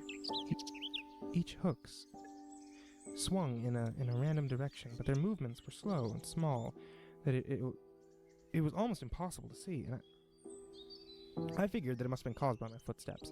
So I stopped one from swinging by clutching it with my fist, and then carefully let it go. But within seconds, it started swinging once more. Probably just means that the ceiling is uneven, you would think, the right? bathrooms were in much the same state as the rest of the place. Just like the treasure Dotty resort, Disney some engineering. had methodically smashed each porcelain commode with coconuts and other implements, and there was firecracker in the toilet. Rancid, stinking, stagnant water on the floor, so I didn't stay there for very long. What's odd is that the toilets and the sinks and... Does Sniper always have this, like, scar across his face and nose? I don't know. I've been thinking about this whole video. It looks good. The sexy sniper. Yeah. It seems to me... Yeah, sorry, not to be gay on main, but I've been thinking about it. Long time ago. And there were plenty of rooms in the resort, but naturally I didn't have time to look through all of them, so... The few I did peer into were similarly wrecked, and I didn't expect to find anything there. I thought there was actually a television or a radio in one room, as I really think I heard a quiet conversation coming out. That's the It ghost. was like a whisper. That's the ghost. My own breath just echoing in silence, or just another case of the sound of flowing water playing tricks on the mind. It sounded like... I didn't believe it. Yes. I didn't know that. I didn't know that. Your father told you. I don't like the spatial audio in each of my headphones. That was really good. I know. That sounds ridiculous. I'm just telling you what I experienced. Why I thought there might have been some that was good. That was a good in effect. that room, or worse, some vagrants who had holed up there and probably... I'm gonna mute for a second before I sneeze in your ears really loud. At the front doors of the palace again, I figured I hadn't found anything of note and had wasted the trip up. And as I looked out the door, I noticed something interesting. I've spared you all from my ghost sneeze. That I'd apparently missed. Something that would give me at least one thing to show for all my trouble, even if it was just a photograph. There was a lifelike statue of a python, maybe 8 feet long, coiled up and sunning itself on a pedestal right in the center of the area. It was almost time for the sun to start setting, so the light fell into the object in a perfect way for a photograph.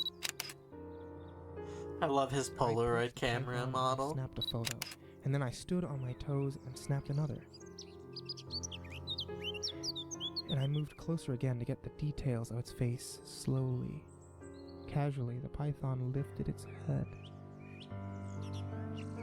and looked directly into my eyes, turned so that off the pedestal, across the grass and into the trees. All 8 feet of it, its head long disappeared into the woods before its tail even left the sunning spot.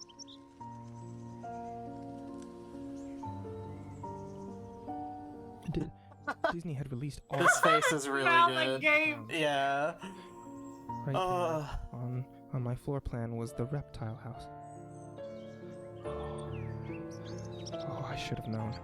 I'd read about the sharks at Treasure Isle, and I should have known. Yeah. I was dumbfounded, just utterly stupefied. My mouth must have been hanging open for the longest time before I came back down to earth and snapped it shut. I blinked a few times and backed away from where the snake had been, back towards the palace. Even though it was totally gone, I still wasn't taking any chances and backed my way into the building. I took a few deep breaths and slapped to my own face to get myself right in the head again after that. I looked for a place to sit down as my legs were feeling a bit like jelly at this point. Of course, there was no place to sit down unless I wanted to recline in the broken glass and deadly Yeah, sit in the broken or haul grass. myself up onto a desk of questionable reliability. I slurred those words together I had so seen some stairs much. near the palace lobby and decided to go have a seat there until I felt better. The staircase was far enough away from the front of the building to be relatively clean, save for a startling accumulation of dust. I pulled the wedge of metal off the wall, once again painted with "Abandoned by Disney," that motto that I'd become accustomed to. I placed the wedge on the stairs and sat on it to keep at least somewhat clean. Who do you think wrote all that? You think that was the creature?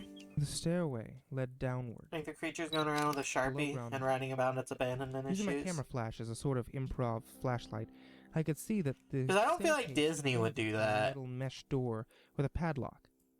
A sign on the door. I mean, a real sign. Partially because I feel that's Yeah. like Mascots only. some Thank you. kind of like legal admission. This perked up my spirits a little bit for 2 reasons. 1, a mascots only area would definitely have something interesting. And 2, I like Sniper's the padlock one was still in like place. golden tooth or Nobody had whatever gone that you down can there. see Not the occasionally. vandals, not the looters, nobody. Anybody This else was the noticing one that? place I could actually explore and perhaps Or am I find being something gay interesting to again? photograph or wantonly steal. I had come to the palace essentially agreeing with myself that it was okay to take anything I wanted because, hey, abandoned. It's okay to steal if it's I didn't abandoned. take much. I thought he didn't was take much taking to bust pictures the with a DS Lite.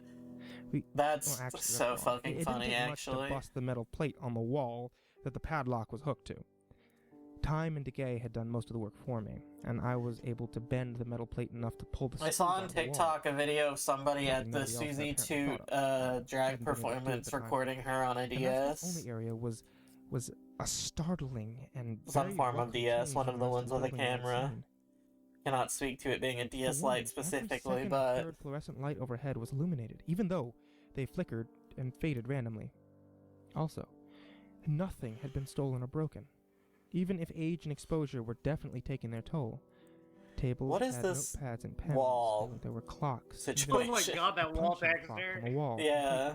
Filled out time cards. Chairs were scattered around, and there was even a small break room with an old Perfect, somewhere to sit. television, long rotted out food and drinks on the counter. I would not be leaving my It's like Mountain one of Dew those in the work post-apocalyptic fridge when it's movies that abandoned. never I'm taking that comes shit left. home. I paid my $1.25 for that. Evacuation. Probably more because it's Disney, right? As I walked the maze-like sub-basement, Disney probably makes you always buy your own stuff in drinks the even if you're area, working. sights just became Oh, for more sure. and more interesting. As I went further, desks and tables were knocked over. Papers scattered, almost melded with the damp floor, and a large carpet of mold was slowly overtaking the real rotting crimson floor covering. Everything was just sort of squishy. Anything wood disintegrated into mush whenever I applied even the least amount of force, and clothing items hanging on hooks in one of the rooms simply fell Yeah. threads if I tried to unhook them. One thing that annoyed me was the light was becoming That's the more heat and the sparse and moisture. unreliable as I went further into the dank, suffocating depths of the place. Eventually, I reached a black and yellow striped door with the words "Character Prep" stenciled in it. The door wouldn't open at first. I figured this is probably where the costumes were kept, and I definitely wanted a photograph of that twisted, I stinking quit. I'm mess. taking my $9 Minnie Mouse Try cup as I filled with might, Mountain Dew with whatever me. angle or Yes. trick I tried, the door wouldn't budge. That is, until I gave up and started to walk away. That was when there was a slight popping sound, and the door creaked open slowly. Inside the room was completely You dark. know that's pitch a black. horror movie. I used the camera flash to look for a light switch on the wall by the door, but there was nothing. As I made my search, I was jarred out of this sense of excitement by a loud electric buzz. Rows of lights overhead suddenly flashed up to life, flickering and fading in and out like the rest that I had passed. It took a second for my eyes to adjust, and it seemed like the light was going to just keep getting brighter until all the bulbs exploded. But just when I thought that it would reach that critical stage, the lights dimmed a bit and steadied.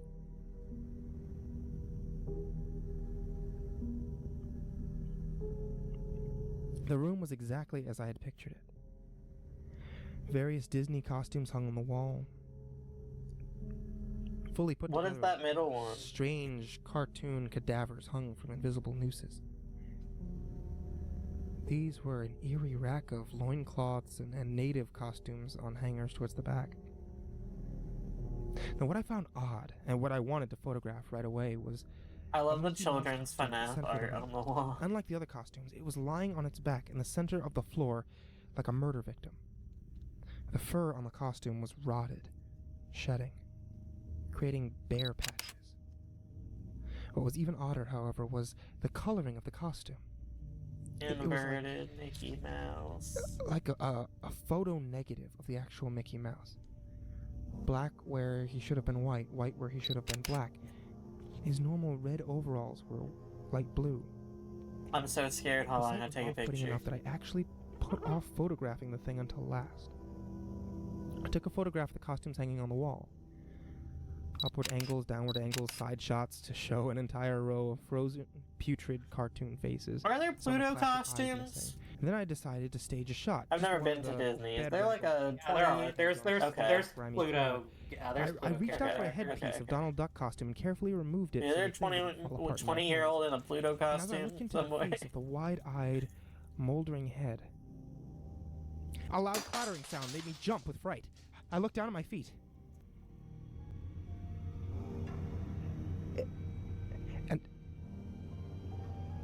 And there between my shoes was a human skull. I think it's time to leave. Put Donald down.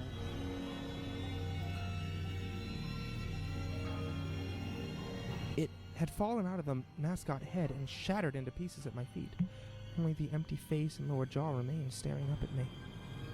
I dropped the duck head immediately, as you'd expect, and moved for the door.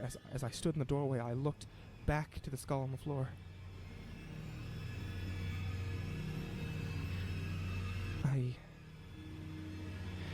I had to take a picture of it, you know?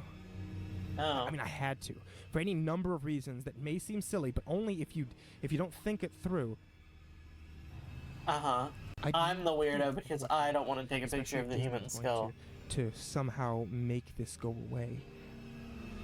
I had no doubt in my mind, right from the start, that even if it was just gross negligence, Disney was responsible for this. You're really gonna fight the mouse's lawyers? Realistically. That photo negative Mickey opposite Mickey in the middle of the floor started to get up. First sitting up, and climbing to his feet. The Mickey Mouse costume, or whoever was inside of it, stood there at the center of the room, its fake face just staring directly at me as I mumbled, "No, no, no, no, no, no, no, no," over and over and over with shaking hands. Why did I think this creepypasta had a section about a water park? Turned to jelly. I managed to lift the camera, aim it What did you say? at the opposite creature, now quietly. Why did I sunken think in. this creepypasta had like a subsection with a water The digital park? camera screen displayed only dead pixels in the shape of the thing. The water park? Yeah, am I just thinking of a separate It was the creepypasta? perfect silhouette You might of the Mickey be. costume as the camera moved in my I probably am. My favorite I part wonder in what this I'm story is the. Marring My the favorite part in screen this story is the wherever random giant outline snake. moved to. Yeah. Then the camera died. Oh, because they let all the animals out. Quiet. And broken. Because they're bastards. I raised my eyes once again to the Mickey Mouse costume. Because it did, I think this is the first I said draft. in a hush. Oh! But perfectly executed Mickey Mouse voice. "Wanna see my head come off?" No. It started to pull at its own head, working it clumsily, clad fingers around its neck and clawing impatiently, movements similar to a wounded man trying to pull himself free. Honestly, I don't of like that all the predator's other claws ones are as now it worked staring. digits into its neck. That's a good detail on this So much SFM. blood, so much Yeah, these thick, models kind of roll. chunky They're yellow so weird looking. blood. I turned away as I heard a sickening tearing of cloth and flesh. Only cared about getting away. Above the doorway, out of this room, I saw the final message clawed into the metal with bone or fingernails. "Abandoned by God." I never got the picture out of the camera. I never wrote the blog entry about it. After I ran from that place, I fled for my sanity, if not my very life. I knew why Disney didn't want anyone to know about this place.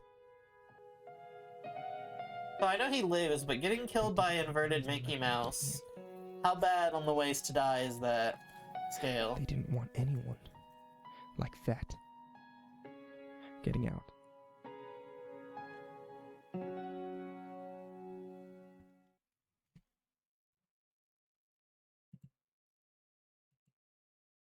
Thank you, Blood Split Studio. Blood Split Studio. I think like 6 out of 10 on the bad ways to die scale. Yeah. It's pretty bad, but it's not the worst. Yeah, there are worse things. Than getting killed by negative Mickey. Mickey Mouse. Yeah. All right, everybody, it's just me and you guys. I think I'm gonna end here only because I was thinking about maybe staying up later and playing something, but I think I'm actually gonna watch a movie in the Discord server. But thank you everyone who came out. I had a lot of fun. I don't know. I hope people enjoyed this. I know it's not what we normally do. I hope it was still fun.